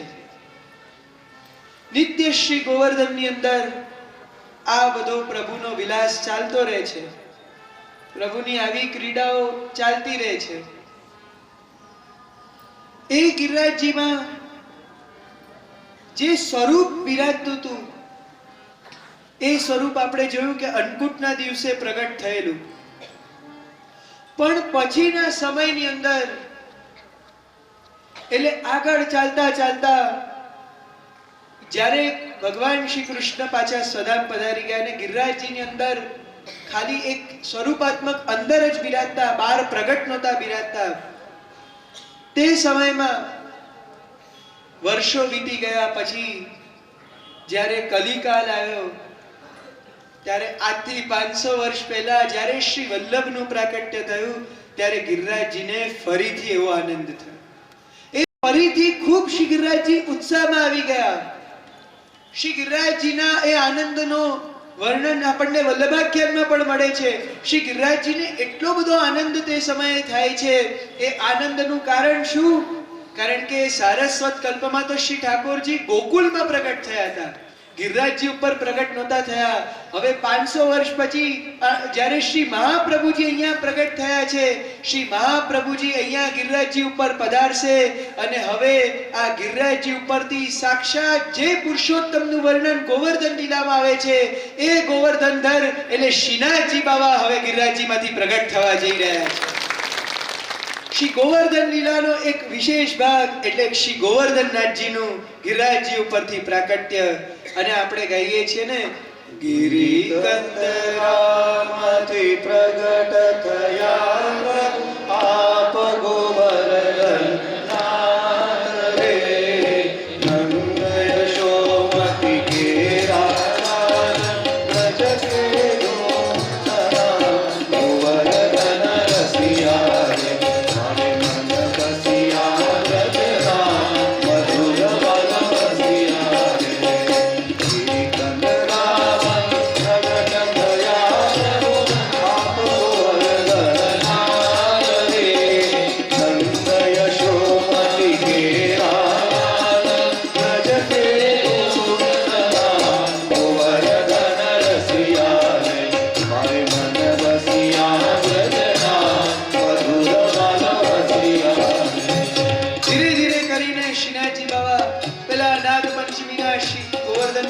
ઉર્ધ્વ ભુજાના દર્શન થયા. પછી કરતા કરતા આખા શ્રીનાથજી બાબા પ્રગટ થયા. આચાર્ય ચરણ શ્રી મહાપ્રભુજીએ સુંદર મંદિર શ્રીનાથજી બાબાનું ગિરિરાજજી ઉપર સિદ્ધ કરાવડાવ્યું. શ્રીનાથજી બાબા નિત્ય શ્રી ગિરિરાજજી ઉપર બધાને દર્શન આપવા લાગ્યા, નિત્ય બિરાજવા લાગ્યા. ગોવર્ધનના રાજા શ્રી ગોવર્ધનોદ્ધરણ ધીર ફરીથી શ્રી ગિરિરાજજી ઉપર પોતાનો સામ્રાજ્ય સ્થાપિત કરીને બિરાજ્યા. આ લીલા ફરીથી શ્રી ગિરિરાજજીમાં પ્રગટ થઈ. અને એ શ્રી ગોવર્ધનનાથજી જે ખરેખર તો શ્રી ગિરિરાજજીને છોડીને ક્યારે પધારતા જ નથી. ભલે આજે શ્રી નાથ દ્વારા પધાર્યા, પરંતુ રોજ સેનમાં તો શ્રી ગિરિરાજજીમાં પધારી જ જાય છે. અને એ શ્રી ગિરિરાજજીનો એ લાભ એ બધાને પ્રાપ્ત થતો જાય છે. તો આવા શ્રી ગોવર્ધનનાથજી જેમની કૃપાનો અનુભવ ક્યારે થાય? શ્રી ગોવર્ધનનાથજીના આપણને અનુભવ ક્યારે થાય? આ લીલાનો અનુભવ ક્યારે થાય? જ્યારે એ ગોવર્ધનનાથજીના એ પરમ કૃપા પાત્ર હરિદાસ વર્ય શ્રી ગોવર્ધન આપણા ઉપર કૃપા કરે. ખરેખર શ્રી ગિરિરાજજીનું એવું સ્થાન છે કે જે સ્થાન વગર શ્રી ગિરિરાજજી વગર કદાચ આ પુષ્ટિ માર્ગ અધૂરો જ છે. એ કૃપા જ ન થઈ શકે. શ્રી ગિરિરાજજી વગર એ લીલાઓ જ પ્રગટ ન થઈ શકે. શ્રી ગિરિરાજજી જ્યાર સુધી આપણા સન્મુખ ન પધારે ત્યાર સુધી ગિરિરાજજીમાં બિરાજતા પ્રભુ ક્યાંથી પધારવાના છે? એટલે એ શ્રી ગિરિરાજજીના નિકટ રહેવું એ આપણા જીવનનું એક સૌભાગ્ય બની જવું જોઈએ. આપણે બધા પ્રેમથી ગમે તેટલી વાર શ્રી ગિરિરાજજી પાસે જઈએ ત્યારે એ શ્રી ગિરિરાજજી બાબાને આપણે એ જ વિનંતી કરવાની છે કે આપની તરેટીમાં અમને વાસ આપો. કારણ કે તરેટી એટલે શ્રી ગિરિરાજજી બાબાનો નીચેનો ચરણારવિંદનો ભાગ, જ્યાંથી બધી લીલા દેખાય.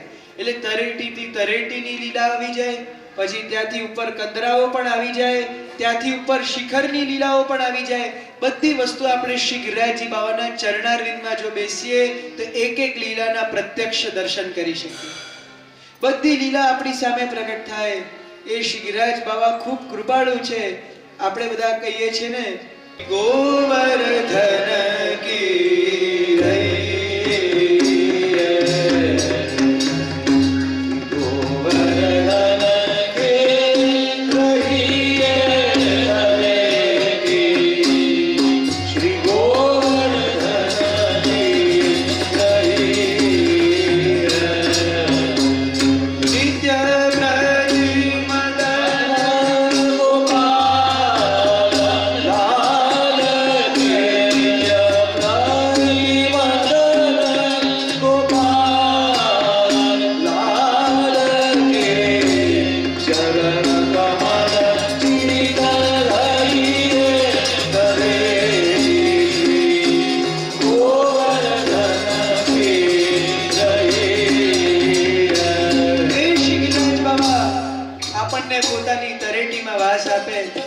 એવી તરેટી કે જે આપણે હૃદયમાં આંખ બંધ કરતા સાથે ભાવ કરીએ કે શ્રી ગિરિરાજજીની તરેટીમાં છે, અને સામે એ નિત્ય નૈમિત્તિક એવી સુંદર ચાલતી મદન ગોપાલની લીલાઓના આપણને દર્શનો થઈ રહ્યા છે. શ્રી ગિરિરાજજી બાબા કૃપા કરે છે, ઠાકોરજી લીલા કરે છે.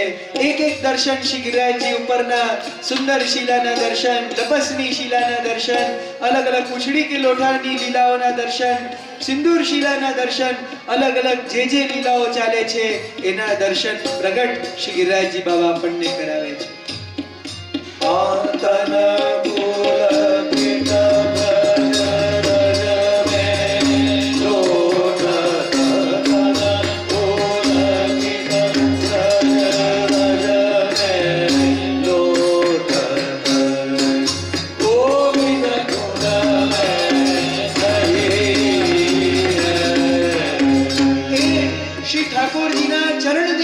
બિરાજે છે.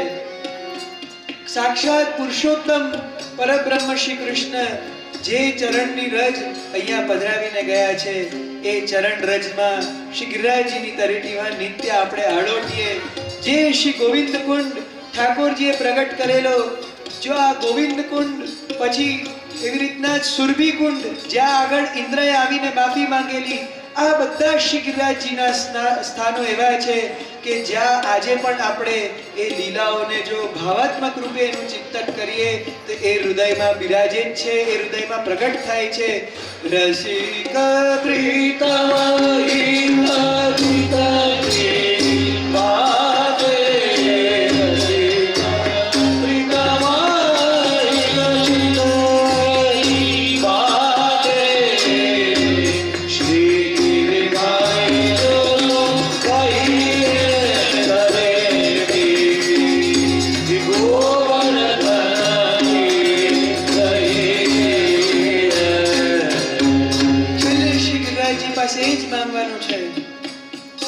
જેવો આશ્રય રજભક્તોને આપેલો એવો આશ્રય અમારા માટે પણ કરજો. અમારા ઉપર એટલી કૃપા કરજો કે અમને આપના ઉપર એવો વિશ્વાસ રહે, અમને આપની શરણાગતિ રહે, ક્યારે પણ આપના અંદર અભાવ ના આવે. એ આપની કૃપા હંમેશા અમારા ઉપર વરસતી રહે. એ શ્રી ગિરિરાજ બાબાની એ જે અલૌકિક લીલાઓ છે એના આપણને દર્શન થતા રહે. કેમ?